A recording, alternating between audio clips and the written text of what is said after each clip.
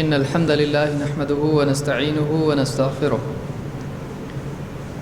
ونعوذ بالله من شرور أنفسنا ومن سيئات أعمالنا من يهده الله فلا مضل له ومن يضلل فلا هادي له وأشهد أن لا إله إلا الله وحده لا شريك له وأشهد أن محمدًا عبده ورسوله أما بعد فإن خير الحديث كتاب الله وخير الهدي هدي محمد صلى الله عليه وسلم وشر الأمور محدثاتها وكل محدثة بدعة وكل بدعة ضلالة وكل ضلالة في النار.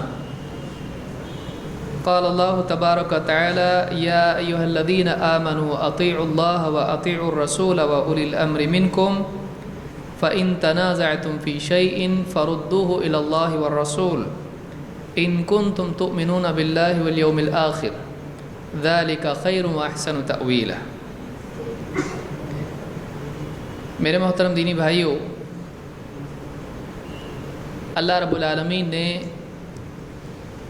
ساری انسانیت کے لیے قرآن کریم کو ہدایت اور رہبری بنایا ہے، اور قرآن کریم کی تعلیمات سمجھانے کے لیے اور ان تعلیمات پر عمل کر کے لوگوں کو دکھانے کے لیے اللہ رب العالمین نے محمد رسول اللہ صلی اللہ علیہ وسلم کو بھیجا. لہٰذا ایک طرف قرآن کی تعلیمات، دوسری طرف محمد صلی اللہ علیہ وسلم کا عملی نمونہ اسوہ، ان دونوں چیزوں کو ملا کر دیکھنا ہدایت کے لیے لازم ہے. اور اس کے بالمقابل اگر کوئی چیز ہوتی ہے، چاہے وہ سماج ہو، باپ دادا کا طور طریقہ ہو، ذاتی خواہشات ہو، یا دنیاوی علوم ہو، یا عقل ہو، ان تمام چیزوں کو اگر کوئی آدمی ان دونوں کے مقابلے میں ترجیح دیتا ہے تو یہ گمراہی ہے. ہدایت کیا ہے؟ ایمان کا تقاضا کیا ہے؟ ایمان کا تقاضا یہ ہے کہ ایک آدمی کتاب و سنت کو باقی تمام چیزوں پر ترجیح دے، چاہے دل مانے یا نہ مانے، اللہ اور اس کے رسول کی بات پر عمل کرے. چاہے باپ دادا کا طریقہ کچھ بھی ہو، اللہ اور اس کے رسول صلی اللہ علیہ وسلم کی بات کو اس پر ترجیح دے، اس پر پریفرنس دے، اس کے مقابلے میں زیادہ قبول کرے، اس کے مقابلے میں قبول کرے. چاہے دنیاوی علوم کچھ بھی سکھاتے ہوں، اگر اللہ اور اس کے رسول کے مقابل ہے نہیں مانا جائے. چاہے عقل کچھ بھی کہتی ہو، عقل کے مقابلے میں نقل کو ترجیح دی جائے، اللہ اور اس کے رسول کی بات کو ترجیح دی جائے. یہ ایمان کا تقاضا ہے. کبھی ایسا ہوتا ہے کہ آپس میں اختلاف ہوتا ہے، کسی کی سوچ دوسرے کی سوچ سے ٹکراتی ہے، کسی کا مفاد دوسرے کے مفاد سے ٹکراتا ہے. کبھی مسئلہ اختلاف جھگڑا دنیا کے معاملے میں ہوتا ہے، میری زمین تیری زمین. کبھی اختلاف دین کے معاملے میں ہوتا ہے، میری بات صحیح تیری بات صحیح. ان دونوں معاملات میں، چاہے دین کا معاملہ ہو یا دنیا کا معاملہ ہو، ایسے اختلاف میں بھی رجوع اللہ اور اس کے رسول صلی اللہ علیہ وسلم کی طرف کرنا یہ ایمان کا تقاضا ہے. جس کے پاس ایمان ہے اس کے لیے یہ ضروری ہے کہ اختلاف کے حل کے لیے منمانے راستوں پر دوڑنے نہ لگے، بلکہ اختلاف کے حل کے لیے اللہ اور اس کے رسول صلی اللہ علیہ وسلم کے فیصلے کو اپنے لیے رہنما بنائے. اسی لیے اللہ رب العالمین نے فرمایا یا ایھا الذین آمنوا، اے ایمان والو. شروعات کہاں سے ہو رہی ہے؟ ایمان والو. اگر تمہارے پاس ایمان ہے تم کو آگے کی بات ماننی پڑے گی، اس لیے کہ ایمان والوں سے خطاب ہے. یہ نہیں کہا جا رہا اے عرب والو، نہیں، اے مکہ والو، اے مدینہ والو، اے ایمان والو. دنیا بھر میں جہاں کہیں ایمان والا ہے، اگر واقعی وہ ایمان والا ہے تو یہ بات جو آگے بیان ہو رہی ہے اس کو ماننا پڑے گی.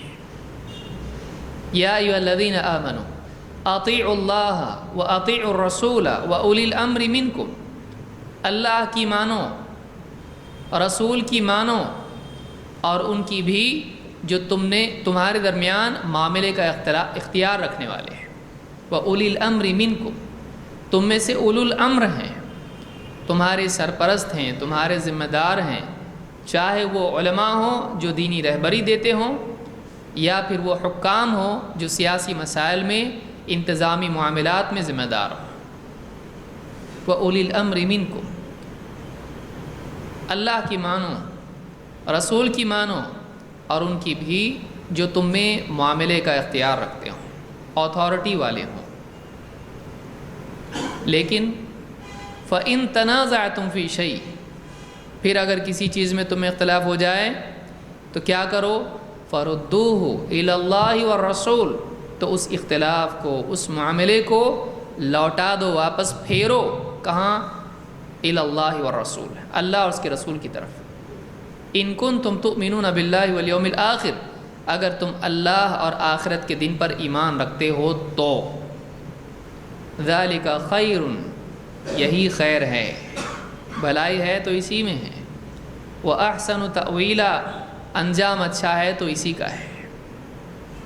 یہ خود اپنی ذات میں خیر ہے اپنے حال کے اعتبار سے، اور یہ خیر ہے اپنے معال کے اعتبار سے۔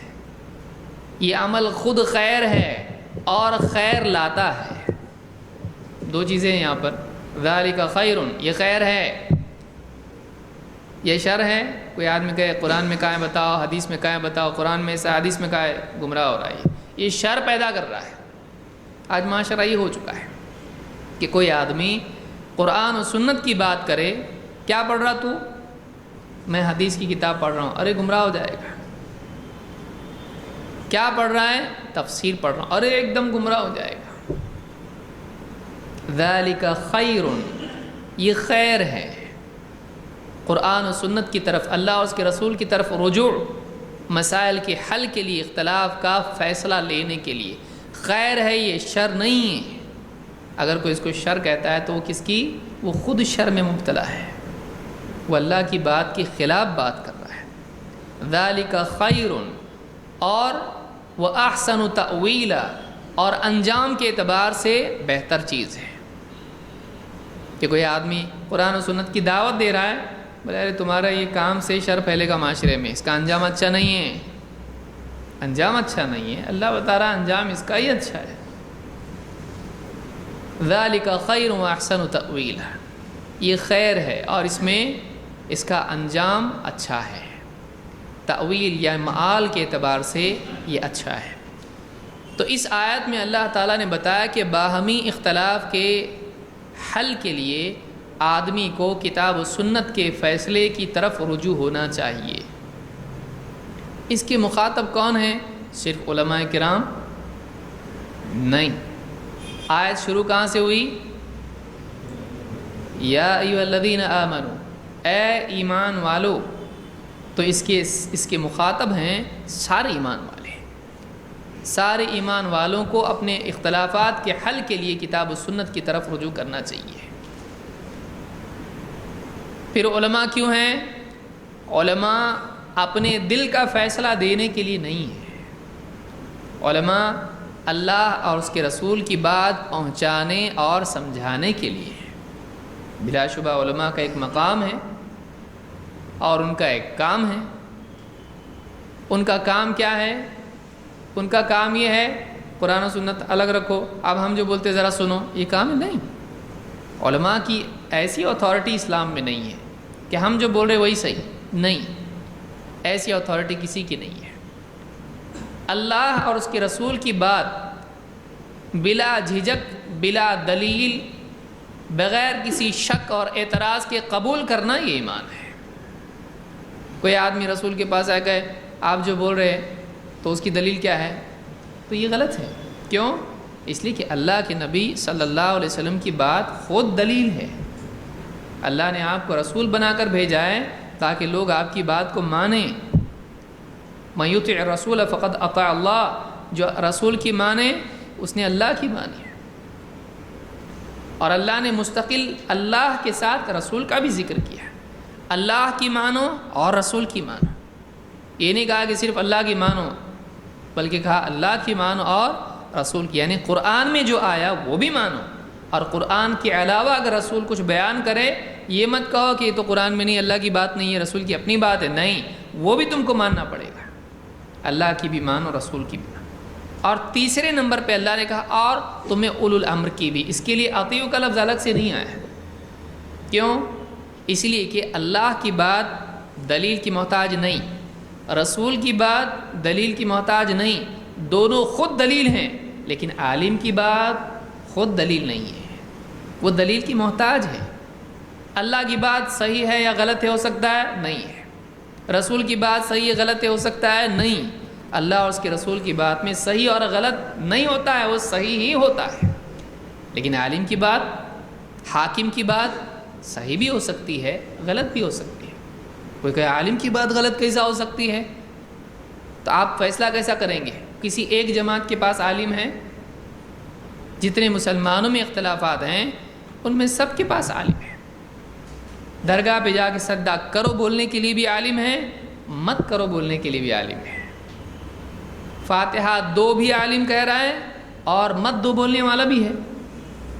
حلال ہے بولنے والا بھی ہے، حرام ہے بولنے والا بھی ہے. تو عالم دونوں ہیں. تو اب دو میں سے آپ کہیں تو بھی صحیح تو بھی صحیح، میں بیچ میں سے جاتا ہوں، دونوں صحیح نہیں ہے. دونوں کی بات ایک دوسرے کے خلاف ہے. دونوں صحیح کیسے ہو سکتے ہیں؟ ایک کہے حلال ایک کہے حرام ہے، تو کہے حلال بھی صحیح حرام بھی صحیح. ایسا نہیں ہوتا ہے. یا تو وہ حلال ہے یا تو حرام ہے. آپ دونوں میں سے جو بھی چنیں گے دوسرا اپنے آپ کے نزدیک کیا ہے؟ خطا پر ہے.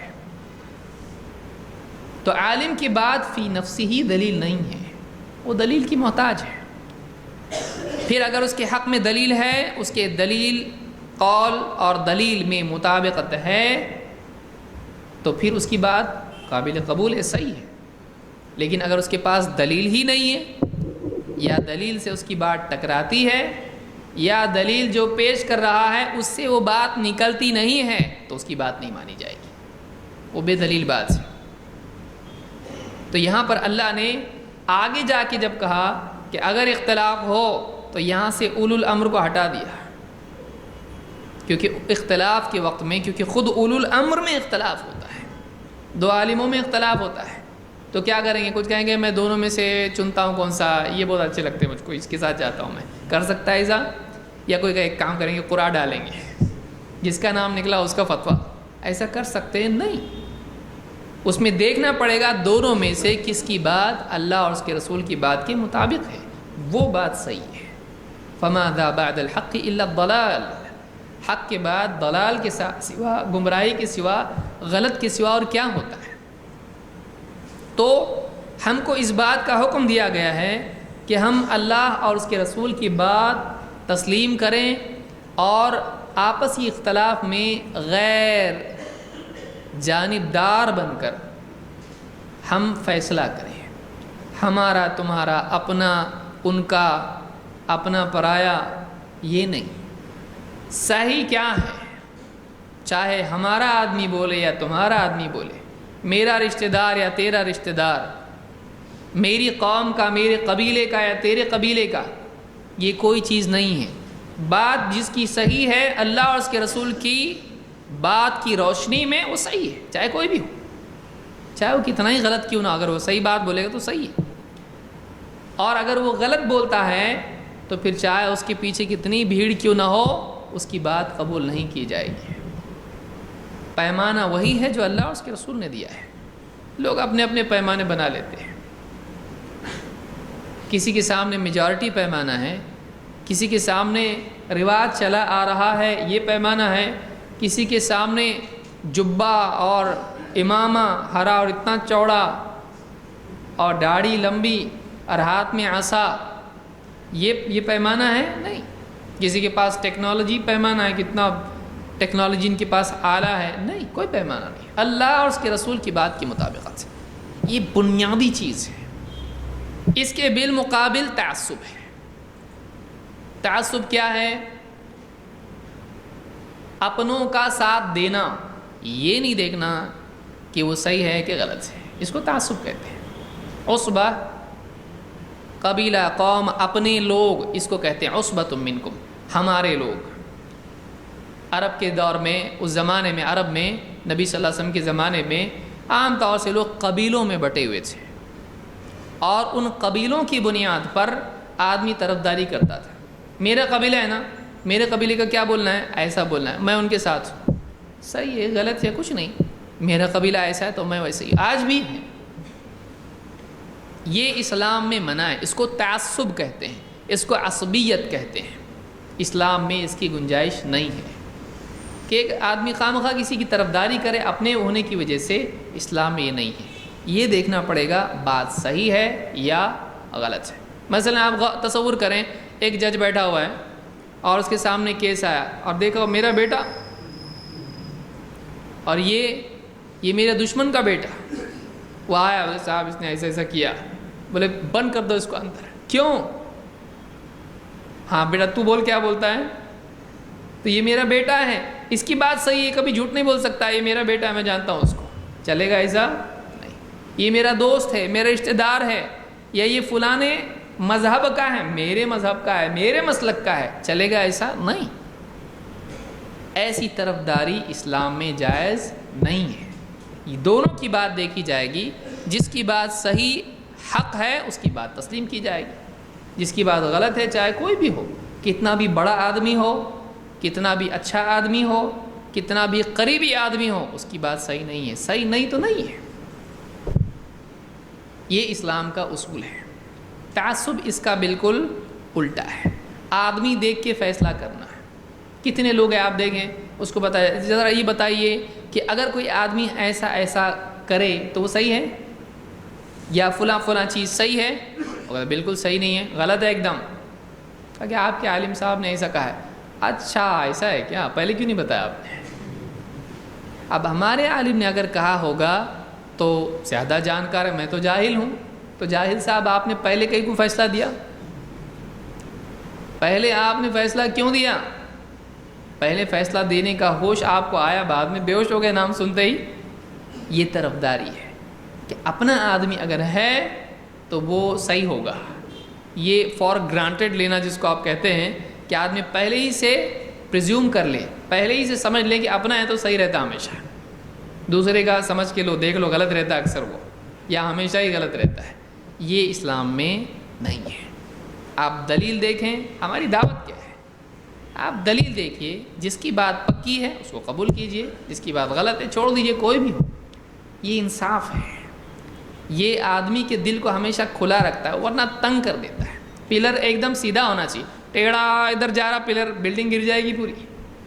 پلر سیدھا ہونا چاہیے، تو قائم ہونا چاہیے انصاف اور عدل پر انسان کو۔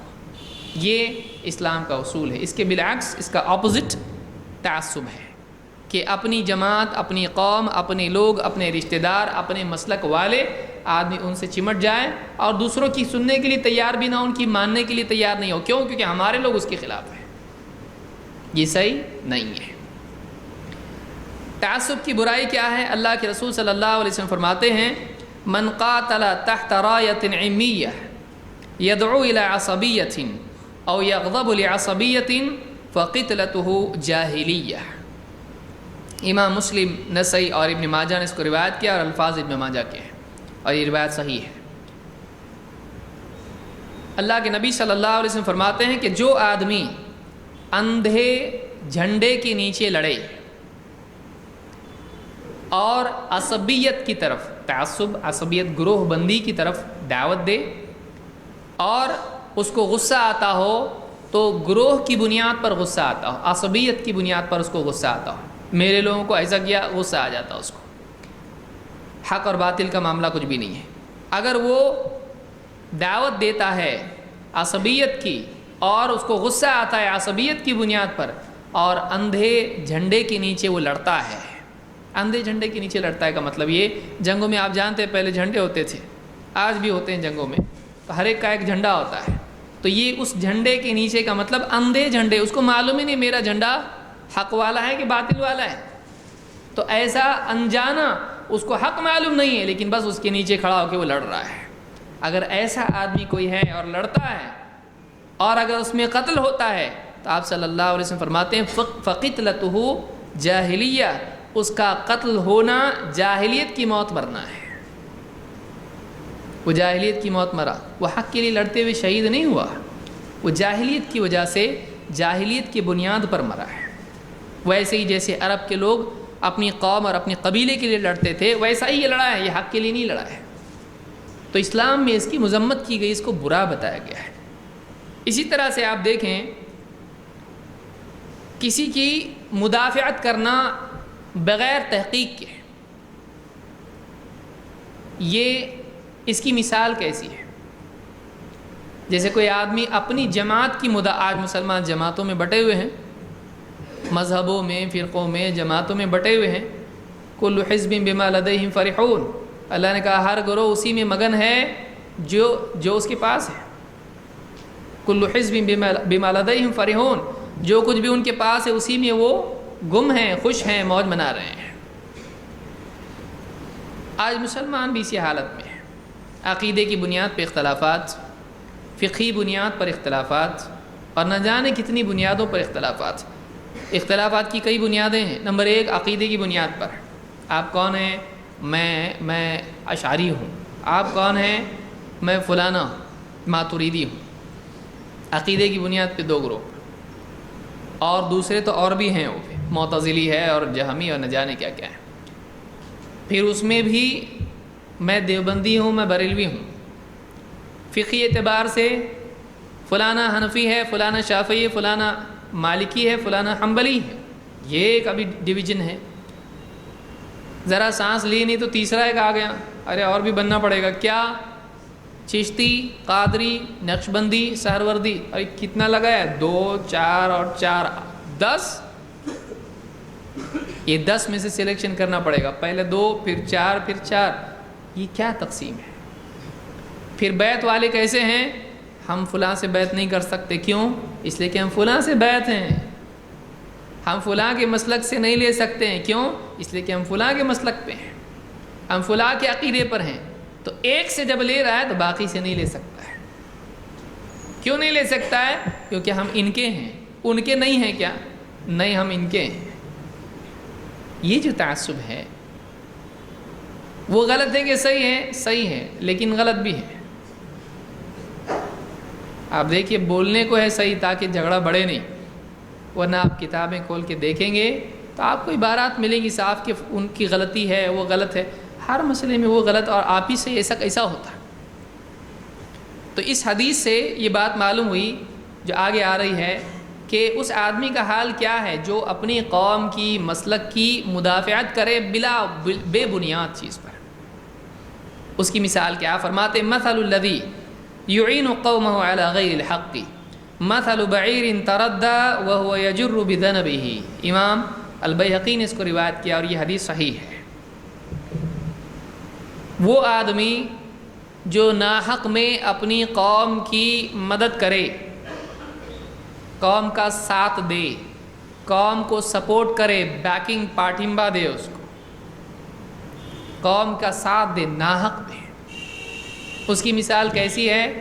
ایسے جیسے ایک اونٹ کھائی میں یا کنویں میں یا نیچے گر رہا ہو اور وہ آدمی کیا کر رہا ہے؟ اس کی دم پکڑ کے کھینچ رہا ہے۔ کتنا خوش قسمت ہے وہ اونٹ، یا وہ اونٹ کو کھینچنے والا۔ کیا ہوگا بھائی؟ اونٹ کو کھینچ لے گا نا، وہ باہر آ جائے گا، اونٹ تھینک یو، شکریہ، بہت بہت شکریہ بولے گا اونٹ؟ نہیں، وہ اونٹ اس کو لے کے گڑھے میں جائے گا۔ یہ حدیث بتاتی ہے کہ ناحق مدد کرنے والا ڈوبنے والے کے ساتھ ڈوبتا ہے، کھائی میں گرنے والے کے ساتھ خود بھی گرتا ہے۔ وَلَا تَعَاوَنُوا عَلَى الْإِثْمِ وَالْعُدْوَانِ، گناہ کے کام میں یا سرکشی کے کام میں، حدوں کو پار کرنے کے کاموں میں ایک دوسرے کا تعاون مت کرو، اللہ نے منع کیا ہے۔ لہٰذا جو غلط کر رہا ہے، غلط کی مدد کرنا بھی غلط کے ساتھ انجام میں شریک ہونا ہے۔ غلط کا تعاون کیا ہے؟ غلط کے ساتھ اس کے انجام میں شرکت۔ آپ ڈوب رہے ہیں، چلیے میں بھی آتا ہوں۔ تو ایک آدمی جب اپنی قوم کی مدد کرتا ہے، اس کے ناحق میٹر اور کاز میں، غلط مقصد میں اس کا تعاون کرتا ہے، اس کی طرفداری کرتا ہے، تو ایسا آدمی اس کے ساتھ میں ویسے ہی گرتا ہے گڑھے میں جیسے ایک اونٹ کی دم پکڑ کے کھینچنے والا اس کے ساتھ کھائی میں جاتا ہے۔ لہٰذا معلوم یہ ہوا کہ ایک آدمی کو چاہیے کہ وہ حق اور ناحق میں فرق کرے اور بے جا کسی کی مدد اور طرفداری نہ کرے، غلط میں طرفداری نہیں کرے۔ آج مسلمانوں میں ائمہ اربعہ کی بنیاد پر طرفداری ہے، اور جیسے میں نے بتایا عقیدے میں بھی ہے، فقہ میں بھی ہے اور طریقت میں بھی ہے، 3 فیلڈ ہیں۔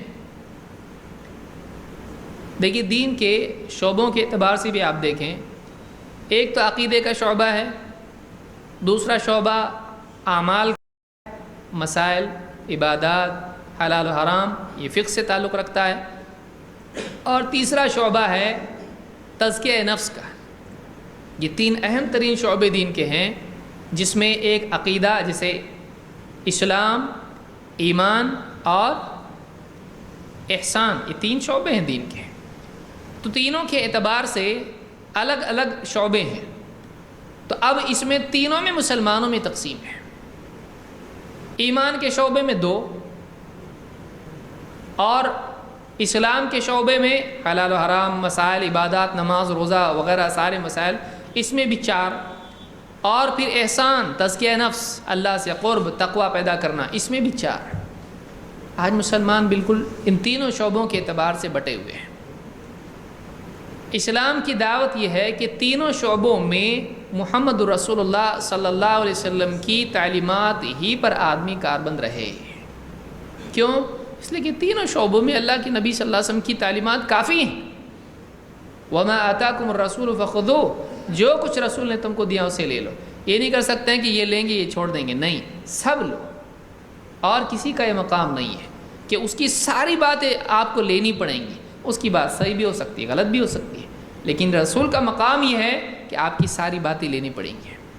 لیکن آج آپ دیکھیں گے کہ مسلمانوں میں سے کتنے یہ ہیں، مسلمان ہیں جو کہتے ہیں کہ میں امام ابو حنیفہ رحمۃ اللہ علیہ کی اقتداء کرتا ہوں، ان کی تقلید کرتا ہوں، ساری باتیں ان کی کوئی بات چھوڑ نہیں سکتے۔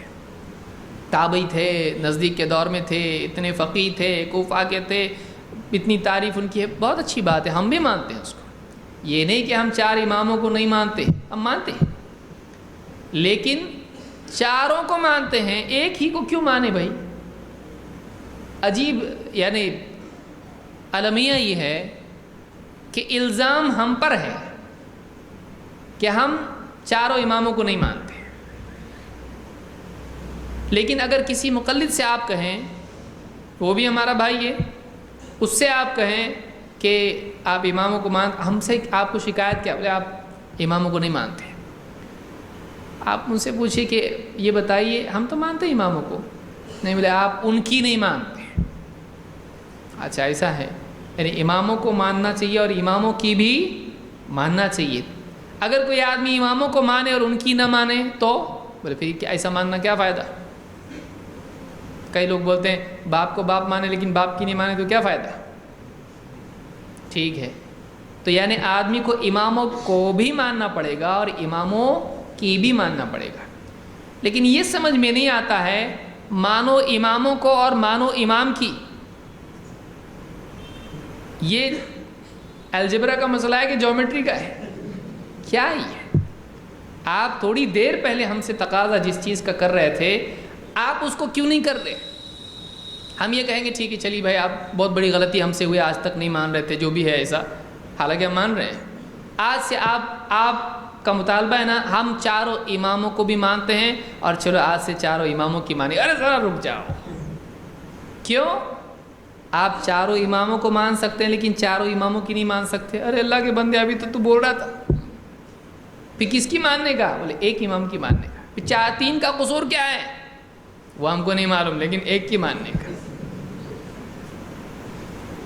4 صحیح ہے کہ 3 غلط ہے؟ 4 صحیح ہے، تو پھر ٹھیک ہے نا 4 کی مانیں گے، نہیں ایک کی ماننے کا۔ کیوں؟ نہیں معلوم، کیوں پوچھنے کا نہیں؟ کوئی طریقہ ہے یہ؟ آپ جو چیز منوانا چاہ رہے ہیں پہلے خود تو مانو. ہم اس کو مانتے ہیں. ہم پوچھتے ہیں آپ ہی بتائیے آپ کون ہیں؟ وہ کہے گا میں شافعی ہوں، میں حنفی ہوں. ٹھیک ہے، آپ ان کی مانتے ہیں امام ابو حنیفہ کی؟ ہاں ٹھیک ہے مانتے ہیں. باقی 3 کی نہیں. کیوں؟ کیونکہ ہم حنفی ہیں. تو آپ امام ابو حنیفہ کی وجہ سے باقی 3 کی نہیں مان رہے ہیں. ٹھیک ہے، اب ہمارا اصول کیا ہے؟ ہم چاروں کی مانتے ہیں، لیکن اگر چاروں کے امام محمد رسول اللہ صلی اللہ علیہ وسلم سے چاروں میں سے کسی کی بھی بات ٹکرائے تو ہم نہیں مانتے. نہیں ٹکرائی اور اس کے مطابق ہے تو مانتے ہیں. تو ہم چاروں کی مانتے ہیں اور کبھی چھوڑتے ہیں. کب چھوڑتے ہیں؟ جب نبی سے ٹکرائے. آپ کب چھوڑ رہے ہیں؟ جب اپنے امام سے ٹکرائے. تو ایک امام کی آپ دوسرے امام کی وجہ سے نہیں مانے تو کوئی گناہ گار نہیں ہوتے، اور ہم اگر ایک امام کی کوئی بات نبی کی وجہ سے نہیں مانتے تو گناہ گار. آپ بتائیے یہ کون سا انصاف ہے کہ امام کی وجہ سے امام کو زندگی بھر چھوڑنا کوئی گناہ نہیں ہے؟ 3 امام کو ہمیشہ کے لیے چھٹی چھٹی چھٹی چھٹی ختم 3 بار ہمیشہ کے لیے زندگی بھر. آگے آئے گا دیکھیے کیا حشر ہوگا اس کا جو ایک در سے ادھر ٹرانسفر ہو گیا. کہ ایک آدمی ایک امام کی جب مان رہا ہے وہ زندگی بھر کے لیے 3 اماموں کی نہیں مان سکتا. ایسا ہی ہے نا، بچپن سے تو ایسے ہی کرتے آئے نا. ہاں سب آسمان سے تو آئے نہیں، سب ادھر سے آئے. ایک آدمی ایک امام کی وجہ سے باقی 3 کی زندگی بھر نہیں مان سکتا اور عزم مصمم کرتا ہے میں باقی کسی کی نہیں مانوں گا، ان کی ہی مانوں گا. اور ایک آدمی چاروں کی مانے لیکن کبھی کبھی کسی کی چھوڑتا چلا جائے. وجہ کیا؟ نبی. تو بڑے کی وجہ سے کبھی کبھی چھوڑنا یہ جرم ہے، اور چھوٹے کی وجہ سے ہمیشہ کے لیے چھوڑنا جرم نہیں ہے. کون سا انصاف ہے؟ یہ مصیبت ہے. اماموں نے یہ تعلیم نہیں دی. کسی امام نے ایسا سکھایا آپ لا کے بتا دو میری ماننا، میرے بعد کسی اور کی مت ماننا. ہمارے نبی نے تو سکھایا اس طرح سے، کیونکہ نبی کا یہ مقام ہے اور آپ جانتے تھے آپ نبی اللہ کے. میں اپنے بعد 2 چیزیں چھوڑے جا رہا ہوں، اگر مضبوطی سے ان کو پکڑے رہو گے تو کبھی گمراہ نہیں ہوں گے، اللہ کی کتاب اور میری سنت. لیکن کسی امام نے ایسا کہا میں اپنے بعد اپنی فقہ چھوڑے جا رہا ہوں، اس کے سوا ادھر ادھر دائیں بائیں کبھی دیکھنا مت، اسی پر جمے رہنا اور تھوڑا بھی ادھر ادھر مت جانا. کسی امام نے کہا ایسا؟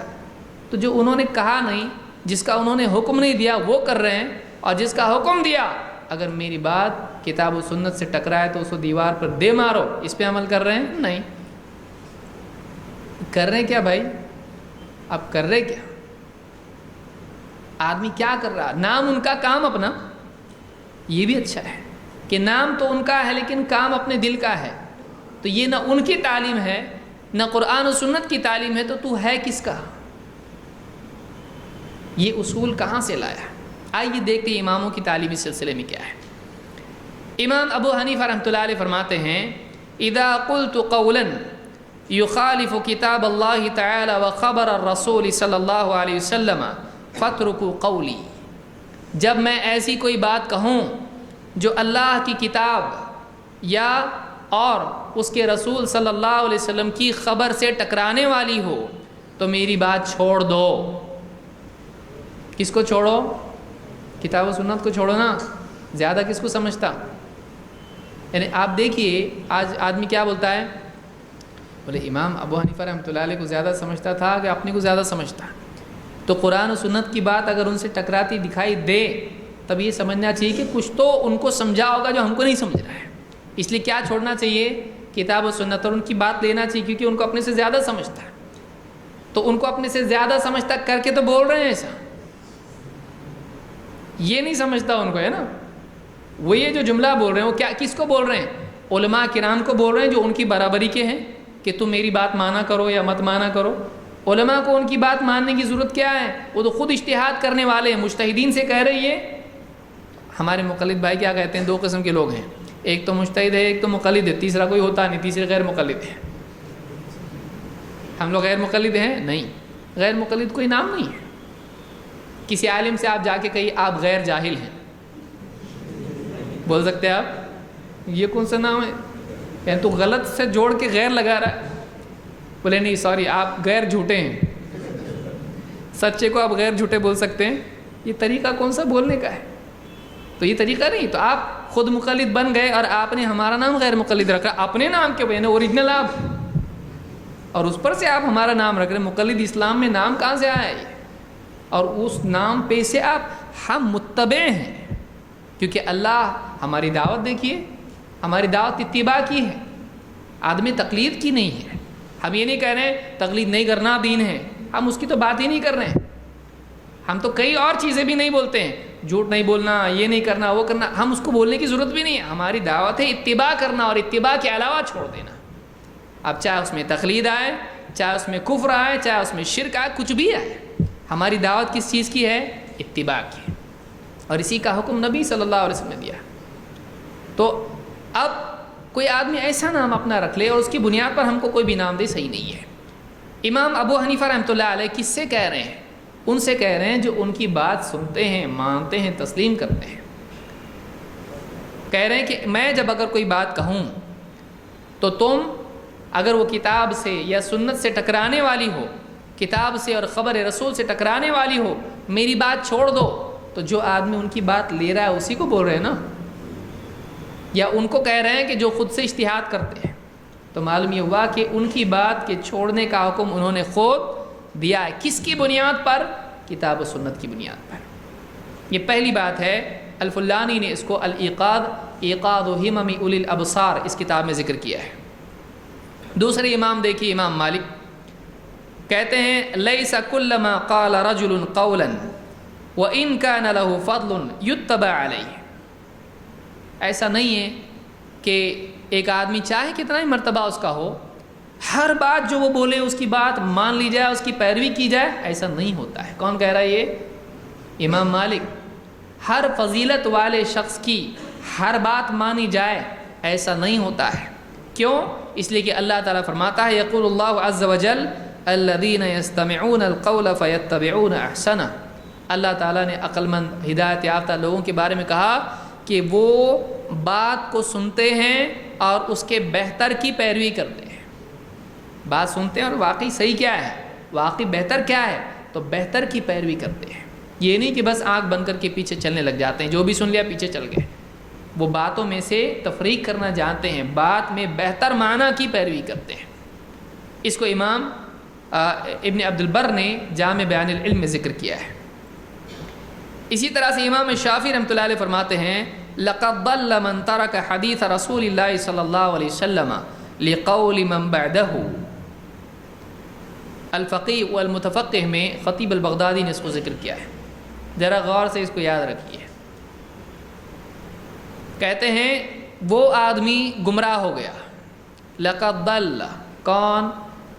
من ترک حدیث رسول اللہ صلی اللہ علیہ وسلم، جو اللہ کے رسول صلی اللہ علیہ وسلم کی حدیث کو ترک کر دے، حدیث چھوڑ دے.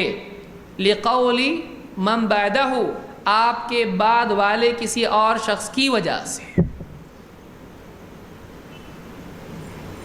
یہاں سنت کی بات ہو رہی کہ حدیث کی؟ بہت سارے لوگ کیا کہتے ہیں ہم کو حدیث پہ نہیں تم حدیث پہ چلتے ہم سنت پہ چلتے ہیں، تم اہل حدیث ہو ہم اہل سنت ہیں. یہ شعر شاعری میں بہت اچھا لگتا ہے، حقیقت میں نہیں. یہ اہل حدیث اور اہل سنت الگ ہیں. سنت کہاں سے ملتی؟ آسمان سے. کہاں سے معلوم کریں گے؟ آج کسی کو سنت معلوم کرنا ہے تو کیا وحی نازل ہوگی اس پر؟ اس کو حدیث کی کتابوں میں دیکھنا پڑے گا. تو ہم اہل حدیث اسی لیے کہ ہم سنتیں کہاں سے معلوم کرتے ہیں؟ حدیث سے. تو جہاں سے لے رہے ہیں وہی نام آئے گا. تو ہم اہل سنت ہیں اس اعتبار سے کہ ہم سنت کی پیروی کرتے ہیں، اور ہم اہل حدیث ہیں اس اعتبار سے کہ سنت کو کہاں تلاش کرتے ہیں؟ چاچا کے پاس، نانا دادا کے پاس. کہاں؟ نانی اماں بتا رہی یہ سنت ہے، یہ دیکھیں کہاں ڈھونڈیں گے آپ؟ سنت معلوم کیسے پڑتی بھائی؟ سنت معلوم پڑتی ہے حدیثوں میں. تو ہم اخذ کے اعتبار سے حدیث کی طرف رجوع کرتے ہیں اور عمل کے اعتبار سے ہم سنت کی پیروی کرتے ہیں. سمجھ میں آ رہی بات؟ تو اہل سنت اور اہل حدیث کیا ہیں؟ الگ الگ ہیں؟ نہیں ہے. لیکن آج کل بولنے والے بہت ہو گئے تو اس لیے جس کو جیسا آتا ویسا بول رہا ہے. ہر ایک کی اپنی اپنی قوالی ہے. اللہ ہدایت دے. سننے والا کوئی مل جاتا ہے، سننے لگ جاتے ہیں لوگ، کوئی مولوی صاحب بول رہے ہیں اور سب سن رہے ہیں۔ امام شافعی کیا کہہ رہے ہیں؟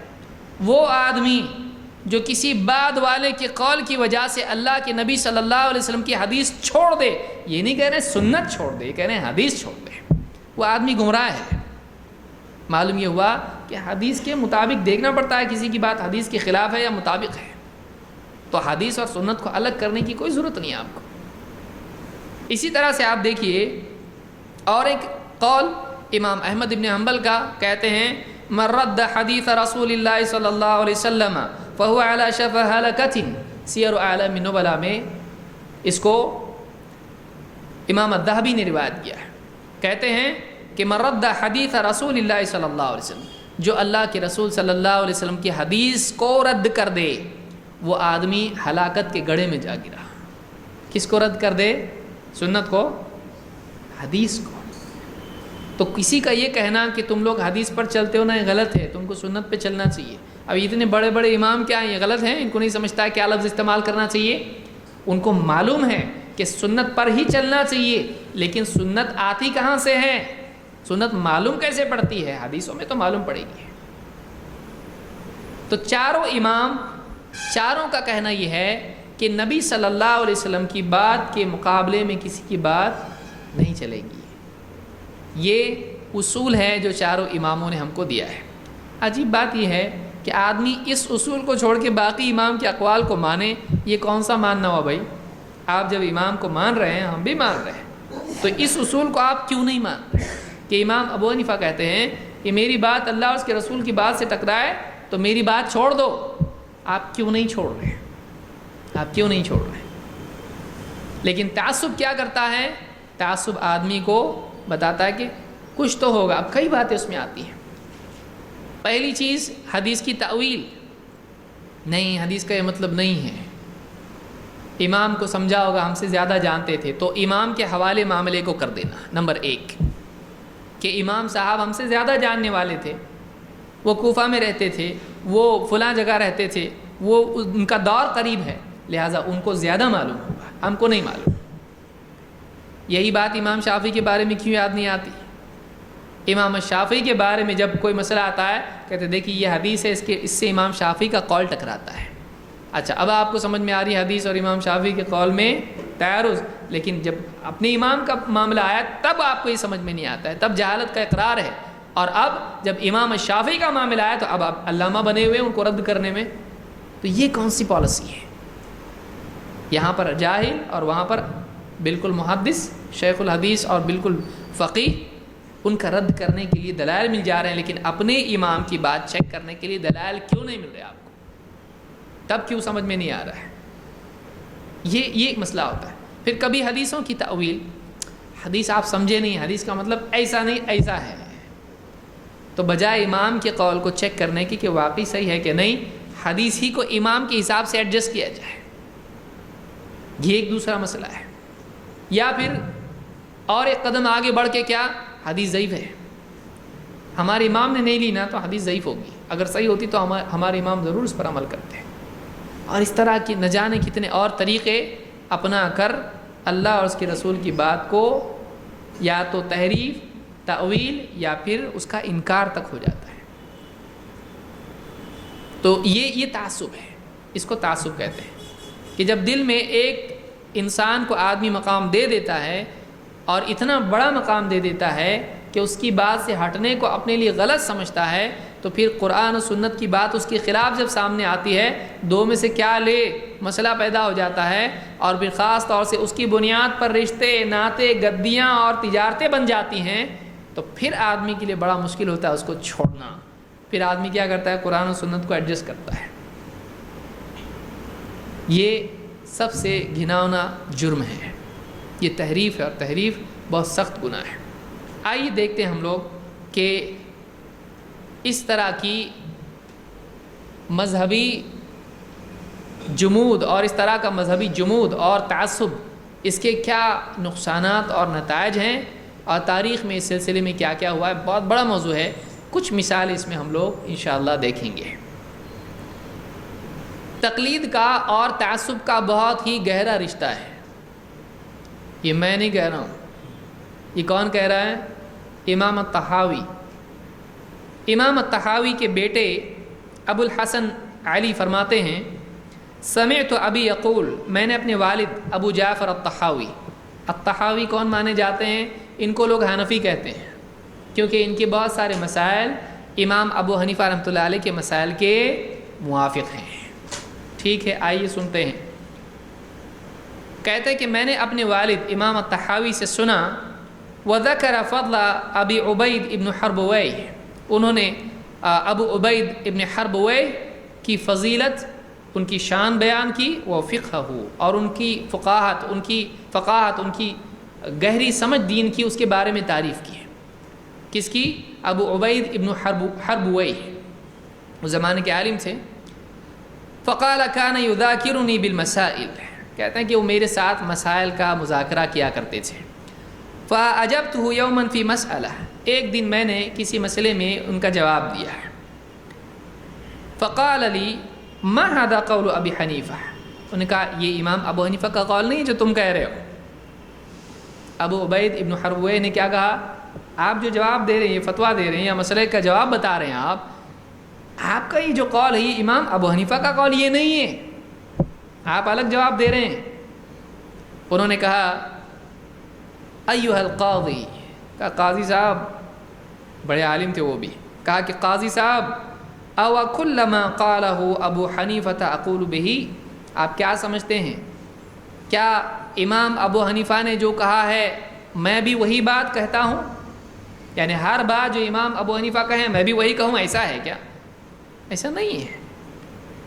او کل ما قالہ ابو حنیفہ اقول بہ فقال ما ظننتک الا مقلدا، میں نے کہا، میں ابو عبید نے کہا میں تو یہ سمجھتا تھا کہ آپ مقلد ہیں۔ کہا کہ میں آپ کو امام کا قول بیان کرنا چاہیے، آپ تو اپنا قول بیان کر رہے تحقیق کر کے، تو میں تو یہ سمجھتا تھا کہ آپ امام ابو حنیفہ کے مقلد ہیں۔ انہوں نے کہا کہ فقلت له وهل يقلد الا عصبی، امام الطحاوی نے کیا کہا؟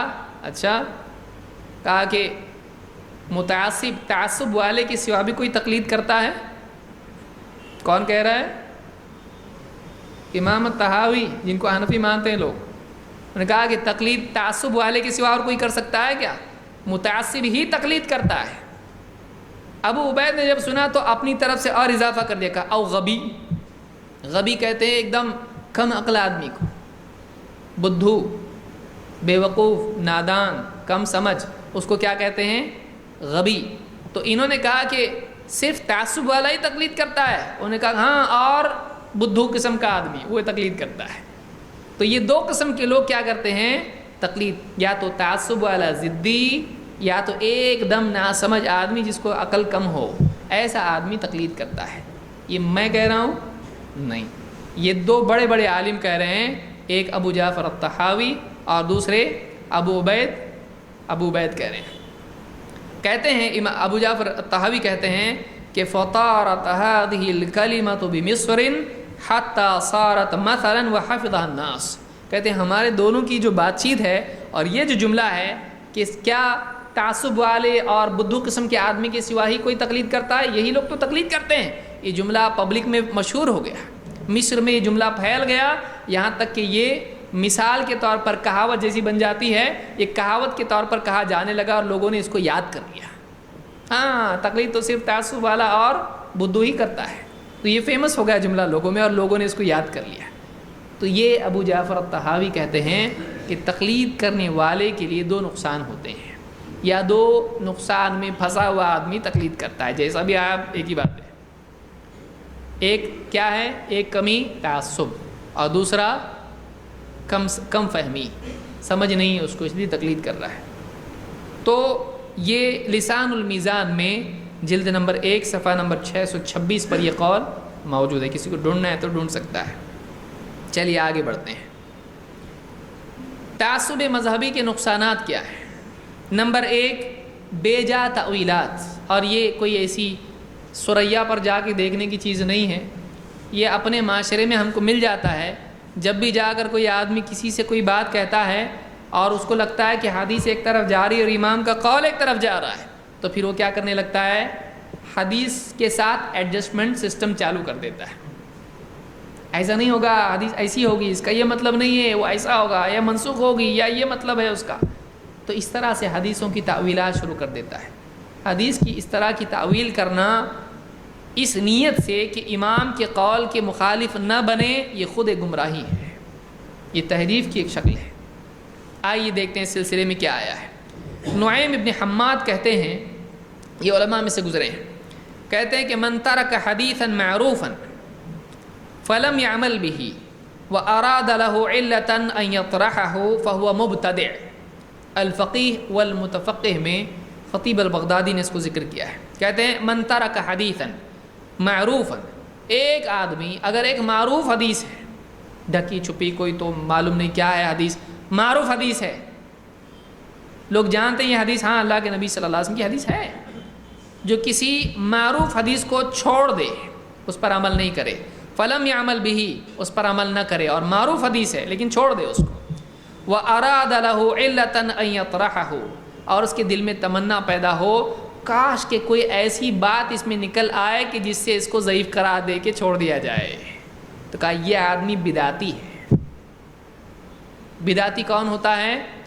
بدعتی کا عیب یہ ہوتا ہے کہ وہ اللہ کے نبی صلی اللہ علیہ وسلم کی حدیث جو اس کے اپنے قول، مسلک، مذہب، اس کی خواہش، اس کی بدعت کے خلاف جا رہی ہو، وہ تمنا کرے کہ کسی طرح سے اس میں کوئی ایسا عیب نکل آئے کہ اس کو ضعیف قرار دے دوں، میں کچھ تو ایسا اس میں نکلے جس سے چھوڑ سکوں میں اس کو.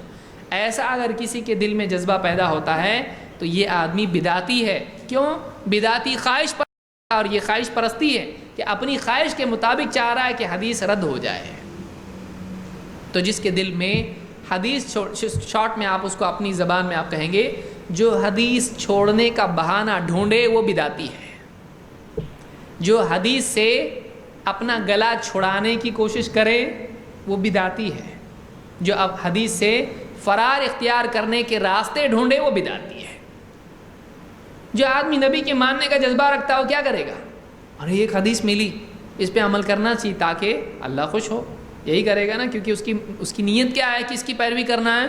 نبی صلی اللہ علیہ وسلم کی. لیکن یہ پہلے کسی اور کو اپنے دل میں سجائے ہوئے ہیں. اب اگر حدیث اس سے ٹکرانے کے لیے آتی ہے تو اب کہے گا اس کو تو ہٹا نہیں سکتے ہیں، اب حدیث کو ہی کہیں ڈائیورٹ کر دو. یہ تعویل ہے. اور وہ نیت یہ کرے کہ کسی طرح سے کچھ تو ویک پوائنٹ نکلے اس میں، اس کا دل ماننے کے لیے تیار نہ ہو. یہ کیا ہے؟ یہ بدعتی آدمی ہے. تو یہ بات نعیم ابن حماد کہتے ہیں. آئیے دیکھتے ہیں کہ اس طرح کی چیزیں تقلید کی مصیبت سے کیسے پیدا ہو جاتی ہیں. ایک کتاب ہے اصول کرخی، ایک حنفی عالم ہے اور اصولوں کی کتاب ان کی ہے، مشہور کتاب ہے اصول کرخی. اس میں کیا لکھا ہے؟ کہتے ہیں الاصل، ایک اصول یہ بھی ہے. کیا اصول ہے؟ ان کل آیت تخالف قول اصحابنا فانها تحمل على النسخ او على الترجیح والاولى ان تحمل على التأویل من جهة التوفیق. اصول کرخی صفحہ نمبر 373. کیا کہتے ہیں؟ کہتے ہیں ایک اصول یہ بھی سن لو، ہر وہ آیت جو ہمارے اصحاب کے قول کے خلاف ہو، ایسا نہیں کہہ رہے ہیں ہر وہ ہمارے اصحاب کا قول جو کسی آیت کے خلاف ہو، ایسا نہیں، الٹا جا رہے ہیں ہم. ہر وہ آیت جو ہمارے اصحاب یعنی ہمارے مسلک والوں کے قول کے خلاف ہو تو اس آیت کو اس بات پر محمول کیا جائے گا کہ وہ منسوخ ہے، یا یہ مانا جائے گا کہ وہ مرجوح ہے، کوئی اور آیت ہوگی جو اس پر راجح ہوگی تبھی تو انہوں نے لیا اس کو. یا کہتے ہیں والاولا ان تحمل على التأویل من جهة التوفیق، بہتر یہ ہے کہ آیت کو منسوخ بھی نہ مانا جائے، مرجوح بھی نہ مانا جائے. بہتر یہ ہے کہ اس آیت کی کوئی ایسی تعویل کی جائے کہ ہمارے اصحاب کے قول میں اور اس آیت میں موافقت ہو جائے. ایڈجسٹ کہاں کرنا ہے؟ ایک دم مسلم کعبہ کی طرح کیا ہے؟ ہمارے اصحاب کا قول ہے، جو بھی کرنا ہے کام وہ کس پہ کرنا ہے؟ آیت پہ کرنا ہے. یا تو آیت کو منسوخ مانا جائے کوئی بولے ارے آیت کو منسوخ کیسا کر رہا؟ ٹھیک ہے کیا کرنے کا؟ کوئی دوسری آیت ہوگی بھائی، وہ جو علماء نے ہمارے لیے کچھ تو ایسا ہوگا نا ان کے پاس، انہوں نے کچھ دیکھ کے ہی تو کیا ہوگا، ایسا کوئی اور آیت ضرور ہوگی ایسی، تو اس کو کیا مانا جائے کہ اس آیت کے مقابلے میں اور کوئی آیت ہوگی جو ہمارے اصحاب نے لی ہے۔ اگر یہاں بھی نہیں جمع کام تو کیا کرنا پھر؟ تیسرا، جھگڑا ختم کرنے کے لیے ایڈجسٹ کس کو کیا جائے؟ بجائے اس کے کہ یہ دیکھا جائے کہ ہمارے اصحاب کا قول ہی سرے سے غلط ہو سکتا ہے، نہیں ہو سکتا، آسمان سے نازل ہوا وہ قول، یہ آسمان سے نازل ہوئی آیت ہے، قول تو آسمان سے نازل نہیں ہوا، تو پھر اینڈ میں کیا کیا جائے؟ سب سے بہتر طریقہ یہ ہے کہ آیت کو اس کی تأویل ایسی کی جائے کہ ہمارے اصحاب کا قول آیت کے کیا ہو جائے؟ موافق ہو جائے۔ یہ کیا ہے؟ یہ بہت بہترین اصول ہے۔ آیت کا کچھ بھی ہوتا کہ نہیں ہوتا، اصحاب کا قول جو ہے وہ اپنی جگہ مسلم رہے، اس کو تھوڑا سا بھی دھکا نہ لگے، وہ کعبہ کی دیواروں کی طرح ہے، بالکل اس کو ہلایا نہیں جا سکتا ہے، آیت کو ایڈجسٹ کیا جا سکتا ہے۔ بتائیے کیا یہی اصول حدیث کے بارے میں بھی اس کتاب میں ہے، وقت کم ہے ورنہ وہ بھی لیتے ہیں ہم لوگ، تو یہ آیت کے بارے میں یہی اصول حدیث کے بارے میں بھی ہے، تو یہ اصول کرخی ہے۔ اس سلسلے میں خود اشرف علی تھانوی صاحب جو مقلدین کے حنفی عالم مانے جاتے ہیں اور بہت ہی قابل احترام شخصیت مانے جاتے ہیں، یہ ان کی اپنی گواہی بھی ہم دیکھ لیتے ہیں کہ تقلید کے بھیانک نتائج کیا ہوتے ہیں۔ اب تک آپ نے صرف ترک تقلید کے بھیانک نتائج سنے ہوں گے اور اس کے بولنے والے بہت ہیں، تقلید کے بھیانک نتائج آپ دیکھیے کیا ہے۔ اشرف علی تھانوی صاحب کہتے ہیں، یہ حنفی ہیں، دیوبندی ہیں، کہتے ہیں اکثر مقلدین عوام بلکہ خواص، تو معلوم ہوا اس میں میجورٹی کی بات ہو رہی، کوئی آدمی ایک دو ہوتے ہیں بھائی، کوئی گاؤں میں رہتا ہے ایسا کرتا ہے ایسا۔ اشرف علی تھانوی صاحب کیا کہہ رہے ہیں؟ اکثر مقلدین، میجورٹی، اور کوئی بولے بھائی عام لوگ ایسا کرتے ہوں گے جاہل، نہیں، کہہ رہے ہیں عوام بلکہ خواص، تو میجورٹی عوام بھی اور خواص بھی کیا کرتے ہیں؟ اس قدر جامد ہوتے ہیں۔ جامد کس کو کہتے ہیں؟ جو ہلتا ہی نہیں ہے، جمود، اسٹیگنیشن جس کو آپ کہیں گے، ایک دم رکا ہوا، ہلتا ہے، ایک دم بڑا پتھر، ہمالیہ پہاڑ ہلتا ہے، چلو تھوڑا ادھر رکھیں گے چین سے ہٹا کے، کوئی کرتا ہے ایسا؟ نہیں، وہ ادھر ہے تو ادھر ہی رہے گا، ہلے گا ہی نہیں بالکل۔ جیسے فجر کی نماز کے لیے آدمی کیسا ہوتا ہے؟ بیوی ہلا رہی تو بلڈوزر لائیں گے تو بھی نہیں ہلے گا، ایسا ہی ایسے جامد ہوتے ہیں۔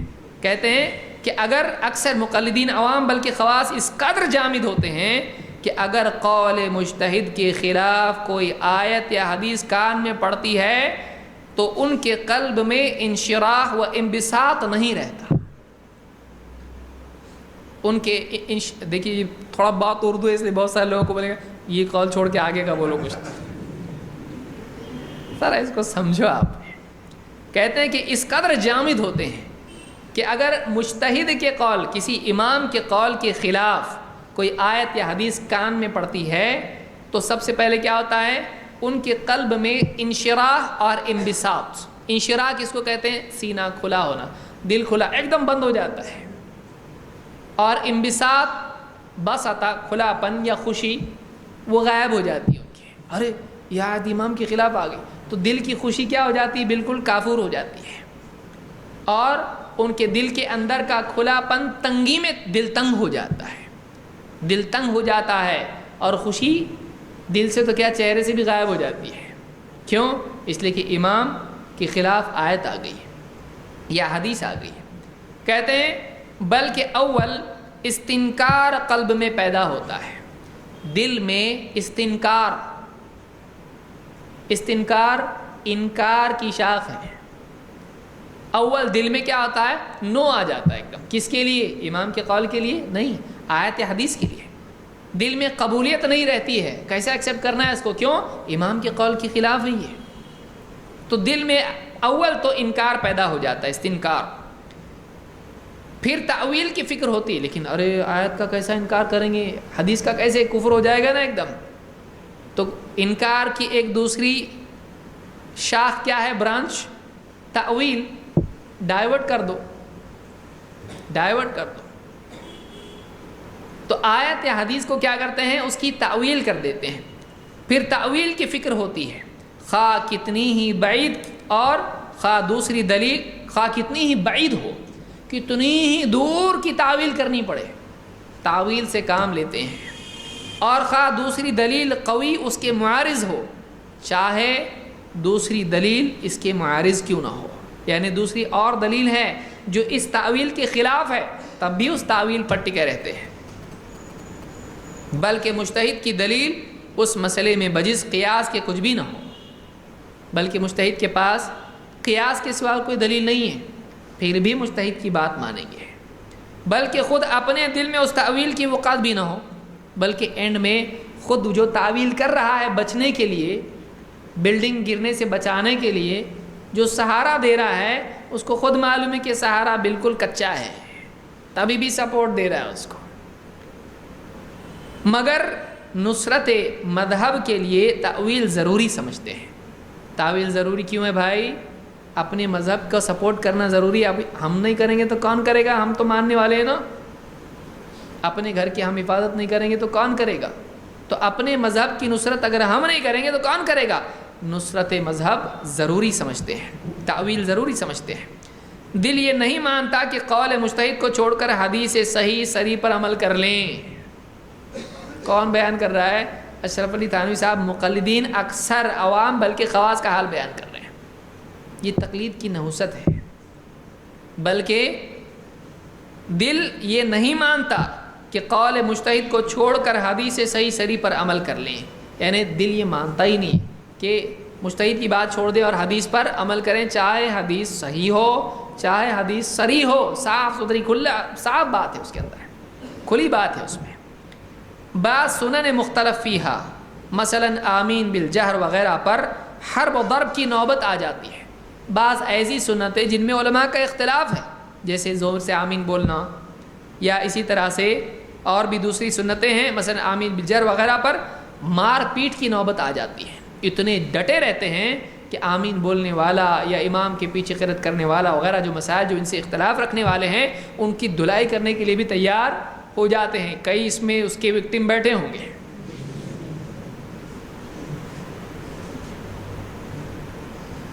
ہاں کئی لوگ ہوں گے نا، مجھ کو یہاں مارا تھا، کوئی بولے گا مجھ کو پیٹ میں مارا تھا، مجھ کو پیٹ پہ کسی نے پیٹ پکڑ کے قمیض کھینچی تھی. ایسے کئی یہاں پر مظلوم بیٹھے ہوں گے جو اس کے گواہ ہیں. بعض سنن مختلفی ہے، مثلا آمین بالجہر وغیرہ پر حرب و ضرب کی نوبت آ جاتی ہے. اور قرون ثلاثہ میں اس کا شیوع بھی نہ ہوا تھا. کہتے ہیں کہ قرون ثلاثہ 3 دور، نبی صلی اللہ علیہ وسلم کا دور، صحابہ کا دور، تابعین کا دور، ان تینوں ادوار میں یہ چیز نہیں تھی، یہ پھیلی نہیں تھی. اور کہتے ہیں بلکہ کیف متفقا، جس سے چاہا مسئلہ دریافت کر لیا. اس زمانے میں کیا ہوتا تھا؟ جو عالم مل گیا اس سے مسئلہ پوچھتے تھے. یہ نہیں کہتے تھے یہ ہمارے قبیلے قریشی عالم ہے، کوئی کہتا یہ ہمارا فلانا عالم ہے، یہ ہمارے علاقے. یہ اس زمانے میں تعصب نہیں تھا، بلکہ جو بھی آدمی قرآن و سنت کا علم رکھتا تھا لوگ اس سے مسائل پوچھتے تھے. یہ کون کہہ رہا ہے؟ یہ اشرف علی تھانوی صاحب کہہ رہے ہیں.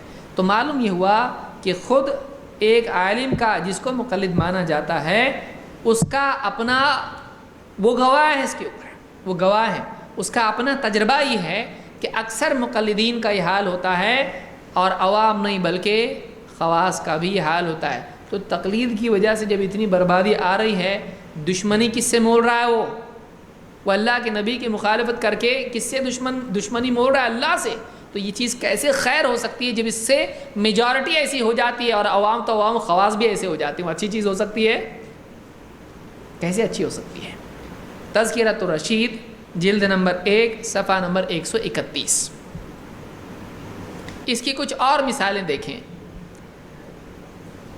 تقلید اور تعصب کا نتیجہ یہ ہوتا ہے کہ اپنے مخالف عالم اور بڑی شخصیات کی شان میں گستاخی کرنے سے بھی آدمی نہیں چکتا ہے.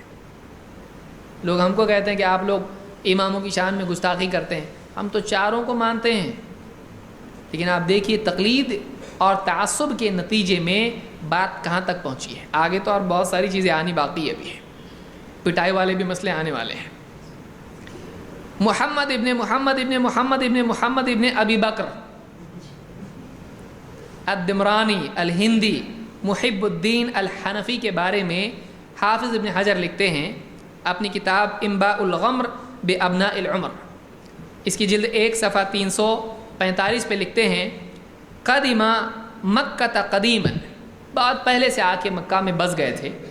وسمع من العز ابن جماعہ وهو عالم بارع، کہتے انہوں نے عز ابن جماعہ سے حدیث یا علم سنا اور یہ بڑے عالم تھے، مشہور، میرے بہت وسعت علم ان کے پاس تھی.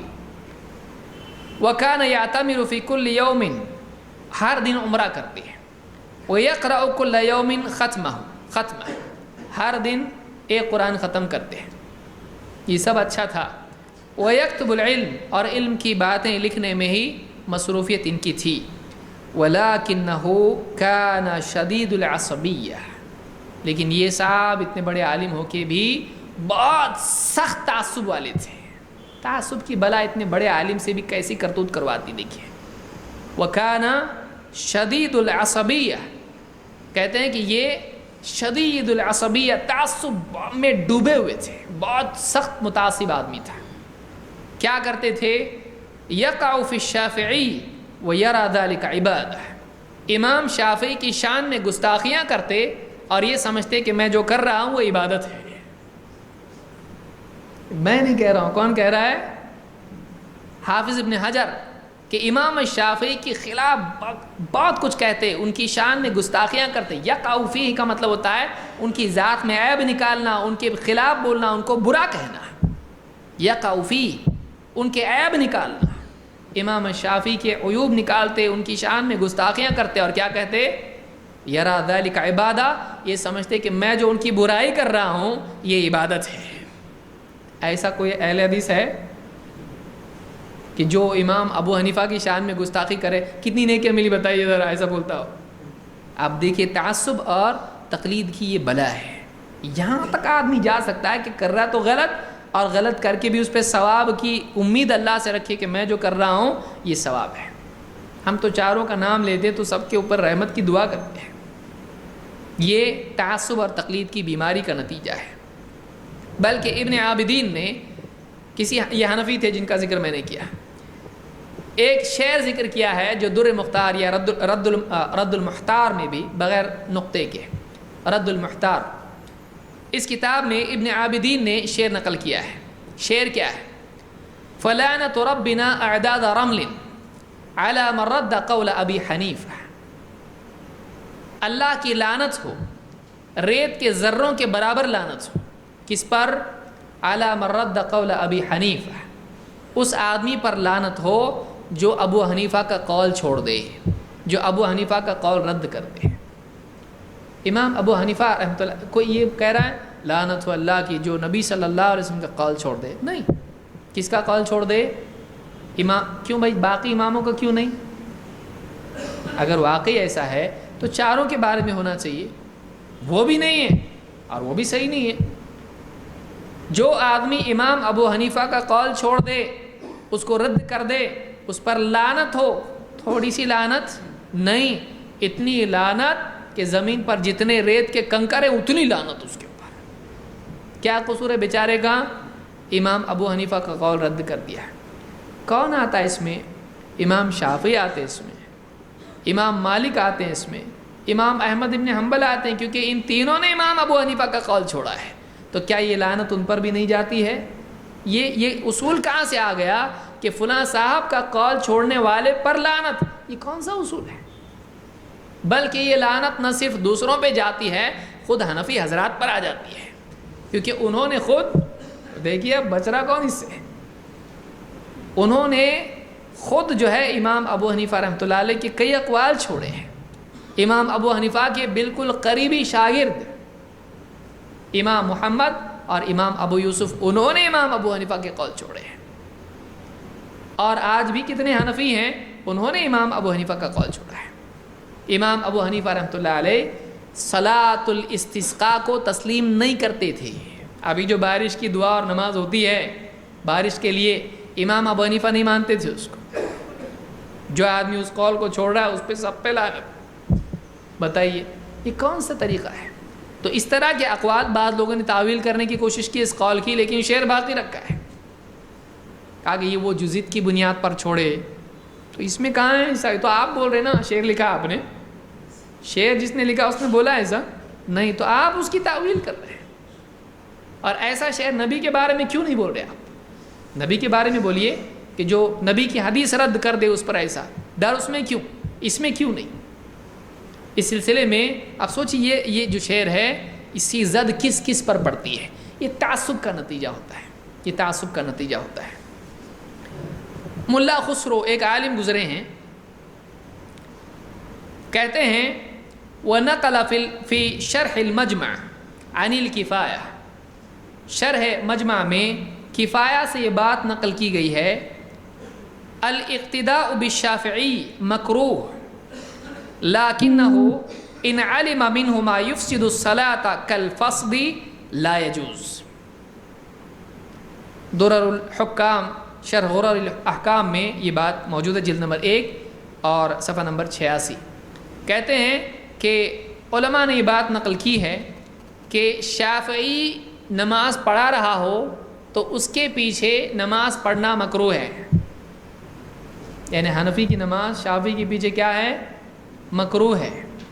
اور اگر یہ جانتا ہے لَكِنَّهُ إِنْ عَلِمَ مِنْهُ، لیکن اس کو اگر معلوم ہو کہ ایسا مسئلہ اس پر وہ عمل کرتا ہے جس سے اس کے نزدیک نماز ٹوٹ جاتی ہے، جیسے امام شافعی کے نزدیک خون نکلنے سے نماز ٹوٹتی ہے، وضو بھی نہیں ٹوٹتا، نماز بھی نہیں ٹوٹتی. لیکن حنفیوں کے نزدیک خون نکلنے سے وضو ٹوٹ جاتا ہے، اور وضو ٹوٹ گیا تو نماز بھی ٹوٹ گئی. تو اگر ایسا معلوم ہے کہ وہ شافعی خون نکلواتا ہے، جیسے کپنگ وغیرہ ہوتا ہے اس میں خون نکلواتے ہیں علاج کے لیے، اگر فسد وغیرہ کرواتا ہے، خون نکلواتا ہے اور نماز پڑھاتا ہے، اگر اس کے نزدیک ویسا کرنے سے نماز وضو نہیں ٹوٹتا ہے تو اس کے پیچھے نماز پڑھنا ہی جائز نہیں ہے. اس طرح کا تعصب کہ دوسرے کے موقف کی رعایت نہ ہو، ایک دوسرے کے پیچھے نماز نہیں پڑھنا، اور پھر اس کے بعد یہ کہا جائے کہ وہ اپنی جگہ برحق ہے، سب صحیح ہیں، سب برحق ہیں، سب برحق ہے، آپ کی نماز اس کے پیچھے مکروہ ہے، آپ کی نماز اس کے پیچھے نہیں ہوتی ہے. اور پھر آپس میں اتفاق کے دعوے کرنا کہ ہم سب فروعی مسائل میں اختلاف ہے، یار تیری نماز نہیں ہوتی اس کے پیچھے. ایسے مسائل کہ اتنا اختلاف کہ یہ اس کے پیچھے نماز پڑھے، تو اگر کچھ بھی ایسا اختلاف نہیں ہے تب بھی اس کے شافعی ہونے کی وجہ سے کیا ہے؟ مکروہ ہے. مسلمان نہیں وہ، صرف وہ دوسرے مسلک کا اس لیے مکروہ. اور اگر ایسا مسئلہ اس کے نزدیک ہے جس سے تیرے پاس نماز ٹوٹ جاتی ہے تو پھر اس کے پیچھے نماز پڑھنا جائز ہی نہیں ہے. کون سا اتفاق ہے؟ آپ دیکھیے جو باتیں بولی جاتی ہیں ہمارے اندر کوئی اختلاف نہیں ہے، ہم سب ایک ہی فروعی ہے، یہ راستہ وہ راستہ وہ راستہ. جیسے ایک محل ہے، اس محل میں جانے کے لیے کیا ہوں؟ 4 راستے ہوں، کوئی ادھر سے آیا، کوئی ادھر سے آیا، کوئی ادھر سے آیا، کوئی ادھر سے آیا، آئے کدھر؟ محل میں. تو چاروں راستے محل تک لے جاتے تو چاروں صحیح ہیں. تو اس طرح کی باتیں کرنا، آپ دیکھیے کہ ایک کے پیچھے دوسرے کی نماز جائز نہیں ہے. یہ کیسا راستہ ہے؟ یہ کون سا راستہ ہے؟ تو ہمارا تو کہنا یہی ہے، جیسے ہمارے علماء نے، بعض علماء نے کہا ہے ٹھیک ہے بھائی یہ 4 راستے تو آپ کو ملے، اس میں سے نبی والا راستہ کون سا ہے؟ جنت میں نبی بھی جائیں گے کہ نہیں، کہ امام ہی جائیں گے؟ وہ راستہ کون سا ہے جس پر نبی صلی اللہ علیہ وسلم اور صحابہ چل کے گئے؟ ذرا ہم کو بتاؤ، ہم اس سے جانا چاہتے ہیں، ہم بھی جنت میں جانا چاہتے. بھائی آپ بھی جاؤ، بہت اچھی بات ہے، 4 راستے سے آپ جا رہے ہیں نا، آپ جاؤ. ہم نبی والے راستے سے جانا چاہتے ہیں، وہ کون سا ہے؟ وہ ہے کہ نہیں ہے کہ 4 ہی؟ تو اس طرح کی باتیں کرنا یہ معصوم لوگوں کو، بھولے بھالے لوگوں کو، جو الف با پہ بھی، الف پہ بھی نقطہ جانتے ہیں اور بے پہ بھی، تو ایسے لوگوں کو تو چل جائے گا، لیکن یہ ان لوگوں کو نہیں چلے گا جو واقعی قرآن و سنت کا علم رکھتے ہیں. تو اس قول سے آپ دیکھیے یہ بات معلوم ہوئی کہ ان کے ہاں بھی فلاں کے پیچھے فلاں کی نماز نہیں ہوتی ہے. مثال کے طور پر بعض لوگ کہتے ہیں بھائی رفع الیدین ہم بھی مانتے ہیں، لیکن یہ کیا ہے؟ افضل یہ ہے کہ نہیں کریں. رفع الیدین سے نماز نہیں ہوتی، ایسا تھوڑی ہے. مقلدین میں بھی ایسے علماء تھے جنہوں نے رفع الیدین کو ناجائز بتایا، بلکہ مفسدات الصلاح میں گنوایا. آئیے دیکھتے ہیں. ہدایہ کی شارح امیر کاتب الاتقانی جو 8ویں صدی ہجری کے ہیں، کہتے ہیں لما قدمت بلاد الشام، میں جب شام آیا سنت 47 و 700 747 میں ہجری میں، آج سے بہت پہلے 700-800 سال پہلے، ودخلت دمشق، اور دمشق میں گیا، فی اللیلۃ السابعہ والعشرین من رمضان، رمضان کی 27ویں شب میں میں دمشق میں گیا، والناس یجتمعون لصلاۃ المغرب، لوگ مغرب کی نماز کے لیے جمع تھے، فصلینا ورفع الامام فأعدت صلاتی، کہتے ہیں کہ ہم نے نماز پڑھی تو نماز میں امام نے رفع الیدین کیا تو میں نے اپنی نماز دہرا لی۔ امام نے کیا کیا؟ وہ شافعی امام ہوگا، آگے آ رہا ہے، شافعی امام تھا، اس نے رفع الیدین کیا، تو کہتے جب اس نے رفع الیدین کیا تو میں نے تو اپنی نماز دہرا لی۔ یہ کوئی چھوٹا موٹا آدمی نہیں ہے، یہ بڑے عالم ہیں ان کے، حنفیوں کے، کہتے میں نے اپنی نماز دہرا لی، اور کہتے ہیں کہ وقلت لہ، اور اتنا ہی نہیں، چھوڑا نہیں اس کو، نماز کے بعد اس سے کہا وقلت لہ انت مالکی او شافعی، تو مالکی ہے کہ شافعی ہے؟ بیچارے بولے بالے نے کہا انا شافعی، نے کہا میں شافعی ہوں۔ فقلت لہ، کہتے میں نے اس سے کہا ما کان یضرک لو لم ترفع یدیک فی الصلاۃ ولا تفسد صلاۃ من هو علی غیر مذہبک، کہتے تیرا کیا بگڑتا اگر تو نماز میں رفع الیدین نہیں کرتا، اس سے تیرے پیچھے پڑھنے والے دوسرے مذہب کے لوگوں کی نماز تو خراب نہیں ہوتی، یعنی تو نے رفع الیدین نہیں کرنا کیونکہ میں تیرے پیچھے پڑھ رہا ہوں، اتنا پیارا ہے یہ، اس کی وجہ سے اس نے اپنی تحقیق چھوڑ دینا۔ آپ سوچیے، اور یہ اگر امام ہو تو پیچھے والے کے لیے چھوڑے گا؟ تو کہتے ہیں کہ میں نے کہا کہ تیرا کیا بگڑتا اللہ کے بندے اگر تو رفع الیدین کے بغیر نماز پڑھا لیتا، تیرے پیچھے دوسروں کی نماز تو خراب نہیں ہوتی تیرے رفع الیدین کی وجہ سے۔ فلما رفعت فسدت صلاتنا یا فسدت صلاتنا، تو نے رفع الیدین کیا نا، ہماری نماز ہی خراب کر دیا تو نے۔ دیکھیے، یعنی اتنا سخت معاملہ ہے کہ رفع الیدین کرنے والا اس کی نماز خراب، اس کی تو خرابی بیچارے کی، پیچھے پڑھنے والوں کی بھی نماز اتنی خراب کہ لوٹانے کی ضرورت پڑے، اتنا ڈینجر عمل ہے رفع الیدین۔ کیسا خراب عمل کرتے تھے امام شافعی، امام احمد، اور بعض روایت میں امام مالک بھی۔ تو یہ غلط ہے، اتنا غلط کہ اس سے نماز ہی خراب ہو جاتی ہے، نماز فاسد ہو جاتی ہے۔ دیکھیے، نماز کا فاسد ہونا یہ ہے کہ نماز ایسی خراب ہو کہ دہرانے کی ضرورت پڑے، نماز میں فساد آ جائے۔ تو یہ التعلیقات السنیہ علی الفوائد البہیہ فی تراجم الحنفیہ، عبد الحی لکھنوی کی کتاب ہے، اس میں انہیں خود بھی حنفی مانے جاتے ہیں، انہوں نے اپنی کتاب میں بات لکھی ہے۔ اتنا سخت معاملہ آپس میں ایک دوسرے کے سلسلے میں تعصب کی وجہ سے پیدا ہو جاتا ہے۔ ٹھیک ہے، اور آگے بڑھیے، صرف اتنا ہی نہیں بلکہ آدمی تعصب کی بنیاد پر ظلم بھی کرنے لگ جاتا ہے۔ ظاہر ہے جہاں پر بے اصولی کے ساتھ ساتھ دینا ہو وہاں پر ظلم ہوگا ہی۔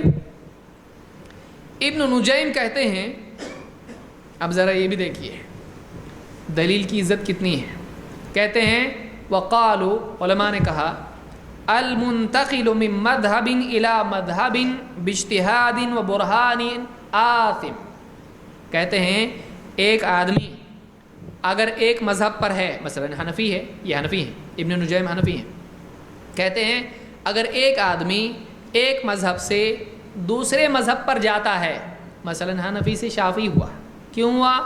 نکاح کرنے کے لیے نہیں، کیسے؟ کہتے ہیں باجتہاد و برہان، اجتہاد کر کے دلیل کی بنیاد پر، دلیل ملی اس کو تو اجتہاد کیا اس نے، دلیل ملی اس کو، اجتہاد اور دلیل کی بنیاد پر ایک مذہب سے دوسرے پر جاتا ہے، گناہگار ہے وہ، یعنی دلیل کے اوپر عمل کر کے اگر ایک مسلک کو چھوڑ کے دوسرے مسلک پر جاتا ہے تو وہ کیا ہے؟ گناہگار ہے۔ اتنا ہی اس کو چھوڑ دیتے تو بس تھا۔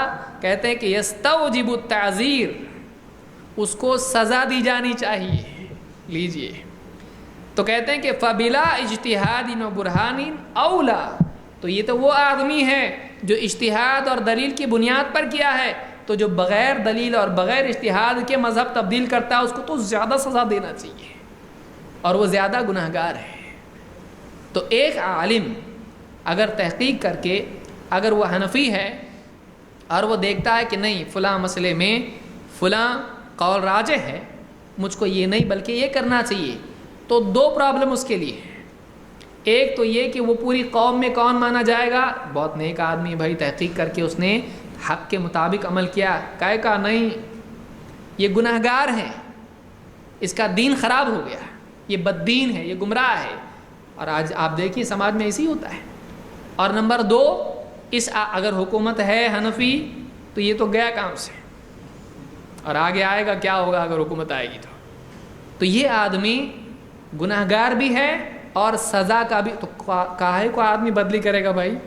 کتنی تحقیق آئے ہوئے کہ بھائی مجھ کو نہیں سننا ہے، جاؤ آپ، خامخواہ ہم کو تم پریشان مت کرو، کیونکہ اگر ہم نے تمہاری بات مانی تو چاہے حکومت ہو یا نہ ہو سزا تو کنفرم ملنے والی ہے۔ سلام بند ہوگا، تجارتوں پہ اثر پڑے گا، بیٹی واپس گھر پہ آئے گی، مسجدوں سے نکالا جائے گا، قبرستان میں رکاوٹ پیدا ہو جائے گی، ماریں گے پیٹیں گے، خوب دھلائی کریں گے اور بولیں گے مسجد دھو۔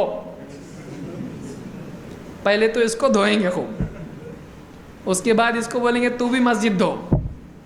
اور یہ آج سے پرانے زمانے کی بات ہے، یہ لیٹسٹ خبریں ہیں، آج بھی ایسا ہوتا ہے۔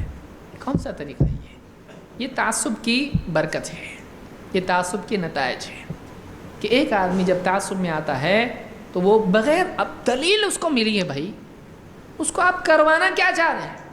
وہ دلیل کی بنیاد پر ایک چیز چھوڑ کے دلیل کی پیروی کر رہا ہے، آپ اسے منوانا کیا چاہتے ہیں؟ اجتہاد اور برہان کے باوجود بھی وہ نہیں کر سکتا ہے تو پھر کب کرے گا؟ اور جو بیچارہ بغیر دلیل کے مانا ہو تو کہے میں بھی جمع نہیں ہے، اس کو تو خوب دھلائی ہوگی، اس کا تو پورا بھرتا بنایا جائے گا۔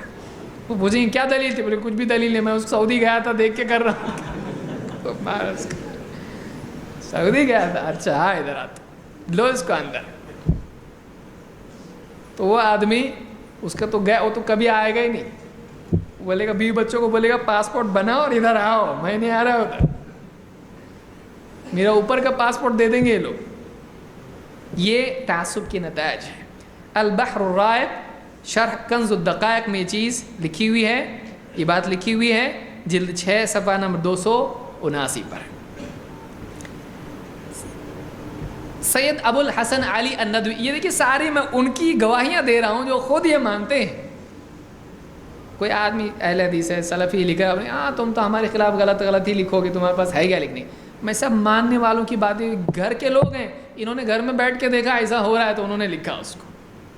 آئیے دیکھیے سید ابو الحسن علی الندوی جو حال ہی کے عالم ہیں، گزرے ہیں، وہ اپنی کتاب جب ایمان کی باد بہاری چلی، اس کتاب میں یہ لکھنؤ سے چھپی ہے، اس میں صفحہ نمبر 230 پر کیا لکھتے ہیں؟ کہتے ہیں یہ افغانستان کی پبلک کا ذکر کر رہے ہیں، کہتے ہیں اس معاملے میں خود افغانی، اردو میں کتاب ہے، اس معاملے میں خود افغانی قبیلے جن میں دین خالص اور سنت صحیحہ کی دعوت مختلف تاریخی اسباب کی بنا پر ہمیشہ کمزور رہی، بہت آگے تھے، یعنی تعصب، جھگڑے، فساد، جو بھی اس طرح کی چیز تھی، جن لوگوں کے پاس صحیح عقیدہ اور سنت کا علم کمزور رہا، ان تک اچھا طور پر نہیں پہنچا، ان کا حال کیا ہوا؟ کہتے ہیں اس معاملے میں ہمیشہ کمزور رہی، بہت آگے تھے، اور اس کے اکثر علماء نے عہد آخر میں صرف کتب فقہ اور علوم عالیہ، سپورٹ کرنے والے علوم، لغت وغیرہ، جو بھی اس طرح اعلیٰ جس کو ہم کہتے ہیں، انسٹرومنٹل یا جو بھی آپ اس کو کہیں، جو بنیادی علوم نہیں ہیں بلکہ سیکھنے کے لیے سپورٹ والے علوم ہیں، تو کتب فقہ اور علوم عالیہ و عقلیہ پر اکتفا کر لی تھی۔ انہوں نے فقہ کی کتاب پڑھنا پڑھانا اور منطق اور فلسفہ اور اس طرح کی جو چیزیں جس کو وہ معاون علوم سمجھتے ہیں، اور اس طرح کی جو بھی چیزیں انہی پر، اور عقلی علوم، بحث مباحثہ، اس طرح کی چیزیں جتنی بھی ہیں، اسی پر انہوں نے تکیہ کر لیا تھا۔ یہ افغانی قبائل بہت قدیم زمانے سے ان عادات، رسم و رواج و آبا و اجداد کے طور طریق پر شدت سے کاربند تھے۔ جو رسم و رواج چلا آ رہا ہے، باپ دادا سے چلا آ رہا ہے، اسی پر یہ لوگ جمے ہوئے تھے، اور اس سے سر منہ انحراف، بے دینی اور بدعت کے مرادف سمجھتے تھے۔ باپ دادا کے رسم و رواج سے ہٹنا بے دینی اور بدعت سمجھتے تھے۔ پہلے کا بول رہے ہیں کہ ابھی کا بول رہے ہیں؟ یہ ابھی کا بھی ہے۔ حاشیے میں اسی کتاب میں اپنی حاشیے پہ لکھتے ہیں یہ قبائلی، اب دیکھیے ان کا حال کیا تھا، کتنے ڈینجر لوگ ہو چکے تھے یہ تعصب کی وجہ سے اور جہالت کی وجہ سے، اور جہالت تعصب جڑے ہوئے ہوتے ہیں۔ یہ قبائل نماز میں تشہد کے وقت انگلی اٹھانے کو سخت بدعت اور ناقابل معافی گناہ سمجھتے تھے۔ یہ تو سخت بدعت ہے، نماز میں اتحیات میں انگلی اٹھانا، انگلی اٹھایا کہ یہ گیا کام سے، اس کو سخت بدعت اور ناقابل معافی گناہ سمجھتے تھے۔ ایسا گناہ ہے جس شرک کے جیسا گناہ ہے، اللہ کے پاس شرک کیا ہے؟ معاف نہیں ہوگا۔ تو انگلی اٹھانا نماز میں اتحیات میں کیا آتا ہے ان کے نزدیک؟ ایسا گناہ ہے جو قابل معافی نہیں ہے۔ کیا سزا ملے گی دیکھیے، اور یہ سب اس اور کہتے ہیں کہ حتیٰ کہ بعض پرجوش اور مغلوب الغضب لوگ نمازی کی انگلی توڑ ڈالنے میں بھی کوئی حرج نہیں سمجھتے تھے۔ اتحیات میں ارشد اللہ پہ بھی اٹھایا تو گیا، وہ شروع سے اٹھایا تو اس کی تو 5 انگلیاں توڑ دیں گے۔ کہ نماز میں اتحیات میں انگلی اٹھانے والے کی انگلی توڑنا بھی چلتا ہے، کیونکہ پچھلے اس میں دیکھ چکے ہیں آپ، سزا اس کو ملنے والی ہے، تو اس کی انگلی توڑ ڈالنا بھی اس میں بھی کوئی حرج نہیں سمجھتے تھے، کوئی پرابلم نہیں، انگلی تو توڑا نا، گردن تھوڑی توڑا اس کی میں نے، تو انگلی توڑنے میں بھی کوئی حرج نہیں سمجھتے تھے۔ اور کیوں ایسا؟ وہ کوئی بولے کہ جاہل لوگ، ان کو کیا معلوم ہے، نماز میں اٹھاتے انگلی۔ کہتے ہیں یہ سب اس بنیاد پر کہ بعض فقہ کی کتابوں، حنفی فقہ کی کتابوں، مثلا خلاصہ الکیدانی میں تشہد کے وقت انگلی اٹھانا حرام قرار دیا گیا ہے۔ بعض فقہ کی کتابوں میں، خود حنفی کتابوں میں ہے انگلی اٹھانا ہی حرام ہے۔ کب اٹھانا ہلانا تو گیا کام سے، اس کو تو دنیا سے ہی ہلا دیں گے، دنیا سے ہی اٹھا دیں گے اس کو۔ کہ ایک بار جو اتحیات میں اٹھاتا ہے وہ بھی اتنا سخت تھا ان کے نزدیک، کیونکہ انہوں نے فقہ کی کتابوں میں پڑھا تھا کہ یہ کیا ہے؟ حرام ہے، اس لیے وہ اتنے سخت اس کو سمجھتے تھے، حرام کام نماز میں کرتا ہے، توڑو اس کی انگلی، لو کونے میں اس کو، تو انگلی توڑ دیتے تھے اس کی۔ تو ایسے کتنے لوگ بغیر انگلی والے وہاں پہ ہوں گے؟ تو اس کی دیکھ کے اس کو بولیں گے ہاں تو اتحیات میں انگلی اٹھایا تھا، سوری میں، وہ ہمیشہ ہاتھ چھپا کے ہی رہے گا، یہ تو آئے انگلی والا۔ اور ہمارے جیسا کوئی گیا تو بولیں گے یہ کیا لایا، اس کو تو پکڑو، اس کو تو پوری گردن ہی مروڑ دو اس کی۔ اور یہ کوئی عام آدمی کہہ رہا ہے تو بولے گا یہ تو جھوٹ بولتا ہے۔ اتنا بڑا آدمی جو دنیا بھر میں مشہور آدمی ہے، ابو الحسن علی ندوی، مشہور آدمی جس کو تقریباً مکتب فکر کے لوگ سبھی مانتے ہیں، تو ان کی کتاب میں جب ایمان کی باد بہاری چلی، ان کی کتاب ہے، اس میں انہوں نے یہ بات لکھی ہے۔ تعصب آدمی کو مذہب پرستی کہاں تک لے جاتی ہے، دیکھیے لوگوں کی انگلیاں خطرے میں آ جاتی ہیں، یہاں تک آدمی چلا جاتا ہے۔ اور آگے آئیے، تعصب کے نتیجے میں ابن نجیم فرماتے ہیں قال الشیخ ابو حفص السفکردری فی فوائدہ، شیخ ابو حفص سفکردری اپنی کتاب فوائد میں کہتے ہیں لا ينبغي للحنفی ان یزوج بنتہ من رجل شفعوی المذہب، کسی حنفی کے لیے یہ صحیح نہیں ہے، مناسب نہیں ہے کہ وہ اپنی بیٹی کا نکاح شافعی مذہب والے سے کرے۔ حنفی کے لیے یہ صحیح نہیں ہے کہ وہ اپنی بیٹی کا نکاح شافعی مذہب والے سے کرے۔ اور کہتے ہیں وَهَكَذَا قَالَ بَعْضُ مَشَائِخِنَا، ہمارے بعض مشائخ علماء نے ایسا ہی کہا ہے۔ وَلَكِنْ يَتَزَوَّجُ بِنْتَهُمْ، ہاں لیکن ان کی بیٹی سے نکاح کر سکتا ہے، اپنی بیٹی ان کو نہیں دینا، لیکن ان کی بیٹی بیاہ کے لا سکتے ہیں۔ زیادہ فی البزازیہ، اور بزازیہ میں اتنا اور زیادہ لکھا ہوا ہے تنزیل لہم منزلۃ اہل الکتاب، ان سے یہ نکاح، ایسا کوئی پوچھے گا بیچارہ بھولا بھلا آدمی کہ ہم اپنی بیٹی ان کو کیوں نہیں دینا، ان کی بیٹی ہم کیوں نکاح کر کے لا سکتے ہیں، اس لیے کہتے ہیں تنزیل لہم منزلت اہل الکتاب، ان کو اہل کتاب کے مرتبے پر رکھتے ہوئے. اہل کتاب کون ہے؟ یہودی نصرانی. اسلام میں یہ گنجائش رکھی گئی ہے کہ یہودی نصرانی اگر اپنے دین پر ہو تو ان کی عورتوں سے تو نکاح کر سکتے ہیں تاکہ وہ بھی مسلمان ہو جائے مسلمانوں کے معاشرے میں رہ کر، لیکن اپنی بیٹیاں ان کو نہیں دے سکتے کیونکہ اپنی بیٹی ان کے معاشرے میں جا کے ان کی جیسی ہو جائے گی. تو اب ان کی بیٹی سے تو نکاح کر سکتے ہیں لیکن اپنی بیٹی ان کو نہیں دے سکتے ہیں، جیسے یہودی نصرانی کا معاملہ ہوتا ہے. تو آپ نے شافعی کو کیا سمجھا؟ یعنی اس کو کس پر قیاس کیا؟ دیکھیے قیاس ہوتا ہے نا، یہ قیاس کیا گیا ہے. تو شافعی کو کس پہ قیاس کیا گیا؟ کس اصول کے تحت یہ کیا جا رہا ہے؟ جیسے یہودی نصرانی کی بیٹی سے نکاح کر سکتے ہیں لیکن اپنی بیٹی اس کو نہیں دے سکتے ہیں، ویسے ہی شافعی کی بیٹی سے نکاح کر سکتے ہیں، اس کو بیٹی دے سکتے ہیں؟ نہیں دے سکتے ہیں. کیوں؟ اس کا کیس کس کی طرح ہے؟ یہودی نصرانی کی طرح ہے. پھر اس کے بعد ہم سب ایک ہیں اور بہت نیک ہیں. اہل حدیث ایسا نہیں کہتا ہے. آپ سوچئے، یہ تعصب کا نتیجہ ہے. یہ البحر الرائق میں یہ بات لکھی ہوئی، جلد نمبر 2 صفحہ نمبر 49 پر. اور آگے آئیے، امام الذہبی کہتے ہیں محمد ابن موسیٰ البلا ساغونی الحنفی کے بارے میں. کیا نام ہے؟ محمد ابن موسیٰ البلا ساغونی الحنفی. یہ کون صاحب تھے؟ قاضی دمشق. کوئی عام آدمی، کوئی بالکل بیچارہ، کوئی ڈرائیور تھا یا کچھ اس طرح کا. ڈرائیور بھی بیچارہ اچھا رہتا، کوئی برا نہیں سمجھے اس کو. کوئی معمولی آدمی نہیں تھا، جو ایک آدمی جو علمی میدان کا نہیں ہے، ایسا نہیں. قاضی دمشق کے قاضی. روا عن ابی الفضل ابن خیرون، ابو الفضل ابن خیرون سے روایت نقل کی انہوں نے. کیا فرماتے ہیں ان کے بارے میں امام الذہبی؟ کان مبتدعا، یہ بدعتی تھا. قاضی ہے. دیکھیے اتنے بڑے عالم کیسا غلط ہو سکتے ہیں؟ اتنے بڑے عالم بدعتی ہو سکتے ہیں نا؟ بڑا عالم ہونا کسی کو صحیح کر دیتا ہے؟ نہیں. قاضی ہے دمشق کا، لیکن اس کے باوجود کیا ہے؟ امام الذہبی کہتے ہیں یہ آدمی کیا تھا؟ بدعتی تھا. کان مبتدعا. کیا کہتا تھا؟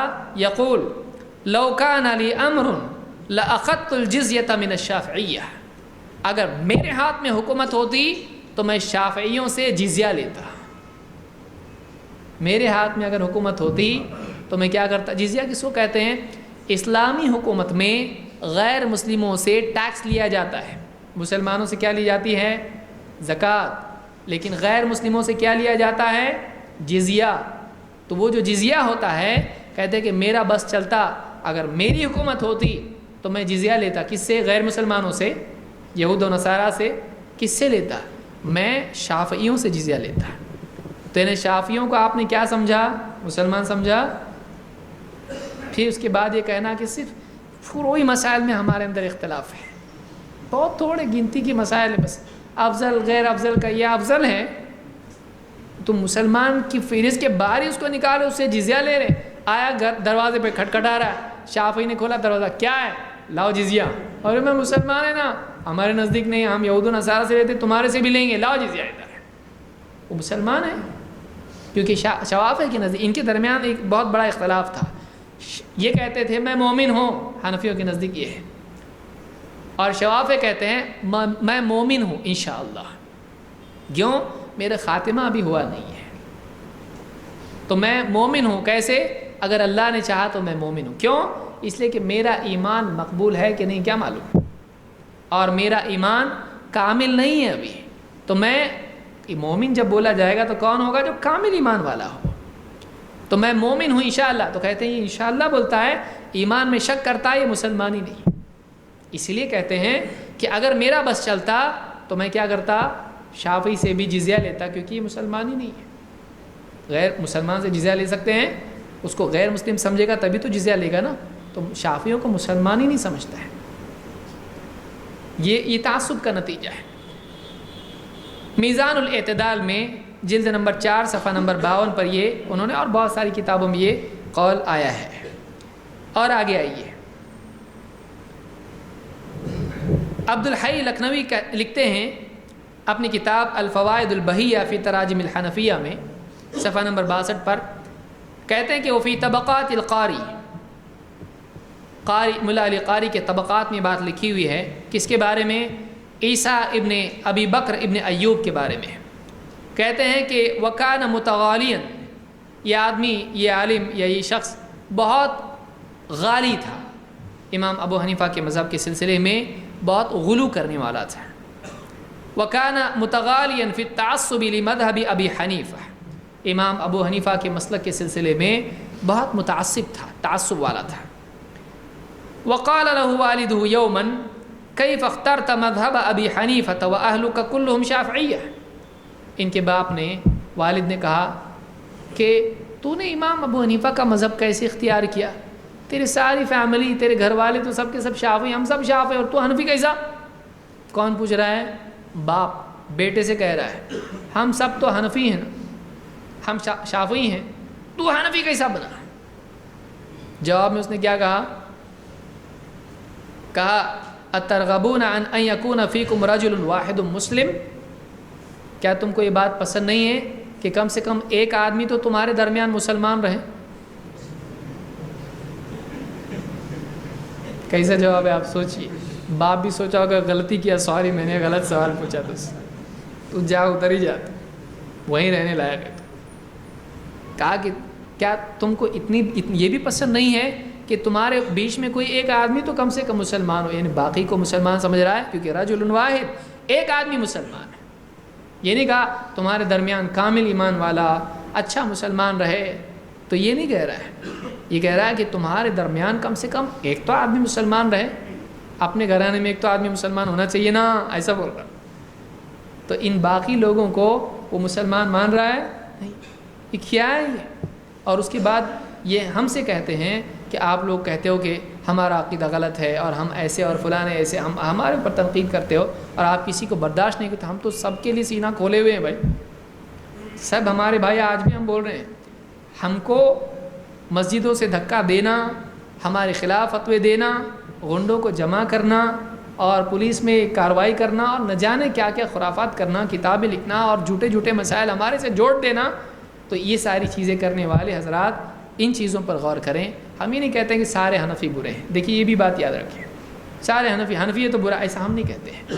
کئی لوگ انصاف پسند ہوتے ہیں، ہر مسلک والوں میں اچھے لوگ بھی ہوتے ہیں جن کے سامنے اللہ اور اس کے رسول کی بات آتی ہے تو اس کو قبول کرتے ہیں، ایسے کئی لوگ ہوتے ہیں، ابھی نہیں کہہ رہے ہیں کہ نہیں ہیں ایسے لوگ، لیکن آپ دیکھیے کہ کتنے بڑے بڑے لوگ کتنی بڑی بیماری میں مبتلا ہوئے، کیوں؟ وجہ کیا تھی؟ یہی تقلیدی تعصب، مذہبی تعصب۔ یہ جس آدمی کے سر پہ سوار ہو جاتا ہے اس کو جہاں چاہے کھینچ کے لے جاتا ہے اور گمراہی، ظلم، جھوٹ اور نہ جانے کیا کیا چیزوں میں اس کو مبتلا کر دیتا ہے۔ لہٰذا ایک آدمی کو چاہیے کہ وہ تعصب سے بچے، قرآن و سنت کا پابند بنے اور اپنے دل کو ہمیشہ کھلا رکھے کہ اگر اللہ اور اس کے رسول کی بات آئے گی تو میں اپنے بڑے عالم کی بات بھی اگر مان رہا ہوں جہالت کی وجہ سے، چلو ٹھیک ہے نہیں معلوم تو عالم کی بات مان رہا ہوں، تحقیق کی صلاحیت ہی نہیں ہے، ایسا آدمی اگر کسی عالم کی بات مان رہا ہے تو کم سے کم وہ دل میں اتنا تو رکھے کہ اللہ اور اس کے رسول کی بات جب سامنے آئے گی اور عالم صاحب کی بات سے ٹکرائے گی تو میں اللہ اور اس کے رسول کی بات مانوں گا۔ اتنا بھی وہ نہیں کر سکتا ہے تو بتائیے پھر وہ اللہ اور اس کے رسول کو ماننے کا کیا حق ادا کر رہا ہے؟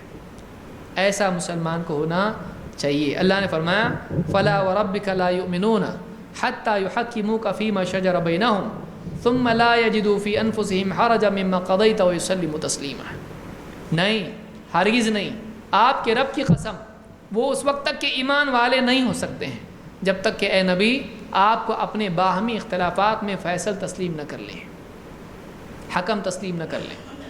پھر آپ جو فیصلہ دیں ان کا حال جب تک کہ یہ نہیں ہوتا ہے کہ ان کے دل میں حرج ان کو محسوس نہیں ہوتا ہے، اور آپ کی بات کو جب تک کہ پوری طرح تسلیم نہیں کرتے ہیں وہ ایمان والے نہیں ہو سکتے ہیں۔ تو معلوم یہ ہوا کہ پوری طرح سے تسلیم کرنا یہ مقام نبی صلی اللہ علیہ وسلم کا ہے کہ آپ کی ہر بات تسلیم کی جائے۔ اگر کوئی آدمی کسی اور آدمی کو یہ مقام دیتا ہے، کسی اور عالم کو یہ مقام دیتا ہے، ان کی تو ساری باتیں ماننی چاہیے، کوئی بھی بات چھوڑنی نہیں چاہیے، تو یہ مقام اس نے نبی کا اس امام کو، عالم کو دیا ہے۔ اب وہ اپنے ایمان کی خود خیر بنائیں، اپنے ایمان کا خود جائزہ لیں۔ اللہ رب العالمین سے دعا ہے کہ اللہ تعالی ہم سب کو تعصب کی بیماری سے بچائے اور قرآن و سنت کا علم حاصل کرنے اور اس پر عمل کرنے کی توفیق عطا فرمائیں، اور مسلمانوں کو آپس میں تعصب کی بنیاد پر لڑنے جھگڑنے اور ایک دوسرے کے دور ہونے کی بجائے آپس میں ایک دوسرے کو برداشت کرنے، ایک دوسرے سے قریب ہونے، آپس میں ایمان اور اسلام کی بنیاد پر محبت کرنے کی توفیق عطا فرمائے۔ تعصب نہیں ہونا چاہیے، سارے مسلمان آپس میں بھائی ہیں، انما المؤمنون اخوۃ، ایمان والے آپس میں کیا ہیں؟ بھائی ہیں۔ صرف مسلک والے بھائی ہیں نہیں، آج تو یہ حال ہو گیا ہے کہ کون ہے یہ اپنے مسلک کا نہیں ہے تو سلام بھی نہیں کرے گا۔ سلام بھی ہم لوگوں نے کیا کیا ہے؟ ہیوی ڈپازٹ کر کے رکھا ہے، سنبھال کے رکھ رہے ہیں ہم اس کو۔ تو سلام میں بھی کنجوسی کرنا، سب سے بڑا کنجوس آدمی وہ جو سلام میں کنجوسی کرے۔ سلام کرے آدمی، مسلمانوں کو ملے، ان سے بات چیت کرے، ان کو دین سکھائے، سیکھے، حق بات ایک دوسرے کے سامنے پیش کرے۔ وتواصوا بالحق وتواصوا بالصبر، ایک دوسرے کو حق بات کی وصیت کرے، ایک دوسرے کو صبر کی وصیت کرے۔ یہ مسلمان ہونا چاہیے، نہ کہ ایک دوسرے کے خلاف سازشیں کریں، مار پیٹ کریں، مسجدوں سے باہر نکالیں، دھکے دیں، ان کے خلاف جھوٹی باتوں کا پروپیگنڈا کریں، ان کے خلاف جھوٹے جھوٹے مسئلے بنا کر چھاپ کے کہیں کہ ان کے نزدیک منی کھانا بھی جائز ہے۔ اب بتائیے، یہ بات لوگوں نے لکھا ہے اس طرح سے، ان کے نزدیک منی کھانا جائز ہے، کیوں؟ بولے ان کے نزدیک منی ناپاک نہیں ہے اور پاک چیز کھائی جا سکتی ہے، تو منی بھی کھائی جا سکتی ہے۔ کہاں سے نکالے آپ؟ اب کوئی آدمی دوسرا آدمی کرے، ان کے نزدیک مٹی کھانا جائز ہے، کاغذ کھانا جائز ہے، ہاں کوئی کر سکتا ہے؟ ان کے نزدیک پتھر کھانا جائز ہے، پیس کے کھاتے ہیں، کر سکتا ہے کوئی آدمی؟ اور ساری چیزیں جو ناپاک نہیں ہیں وہ ساری چیزیں ان کے سامنے بیان کرے کہ کھانا جائز ہے، تو کوئی آدمی ایسا تھوڑی ہوتا ہے۔ تو زبردستی اس سے استنباط کر کے مسئلے نکالنا اور ٹھوس دینا اور لاد دینا دوسروں کے اوپر، یہ صحیح نہیں ہے۔ بڑے بڑے علماء، امام شافعی کے نزدیک منی نجس نہیں ہے، یہ اختلافی مسئلہ ہے، میں اس پر بات نہیں کرنا چاہتا ہوں کہ واقعی مسئلہ کیا ہے۔ بعض علماء اس طرف گئے ہیں کہ منی پاک ہے، ناپاک نہیں ہے، نجس نہیں ہے۔ بعض علماء اس طرف گئے ہیں کہ منی نجس ہے۔ ہمارے نزدیک راجح قول، مختلف علماء کا مختلف اس میں قول ہے، ہمارے نزدیک یہ ہے کہ یہ نجس ہے۔ لیکن جن کے نزدیک نجس نہیں ہے، مثلا امام شافعی کے نزدیک اور بہت سارے سلف کے نزدیک نہیں ہے، اس کی تفصیل کا موقع ہی نہیں ہے۔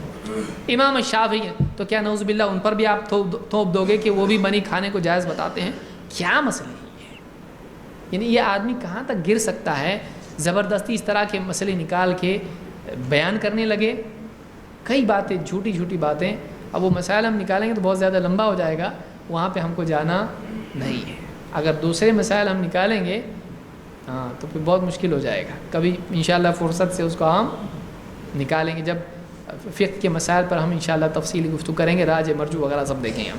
تو اللہ تعالیٰ سے دعا ہے کہ اللہ تعالیٰ مسلمانوں کو، ہم سب کو سمجھ عطا فرمائیں اور تعصب کی وادی سے نکل کر تحقیق کے میدان میں آنے کی توفیق عطا فرمائیں۔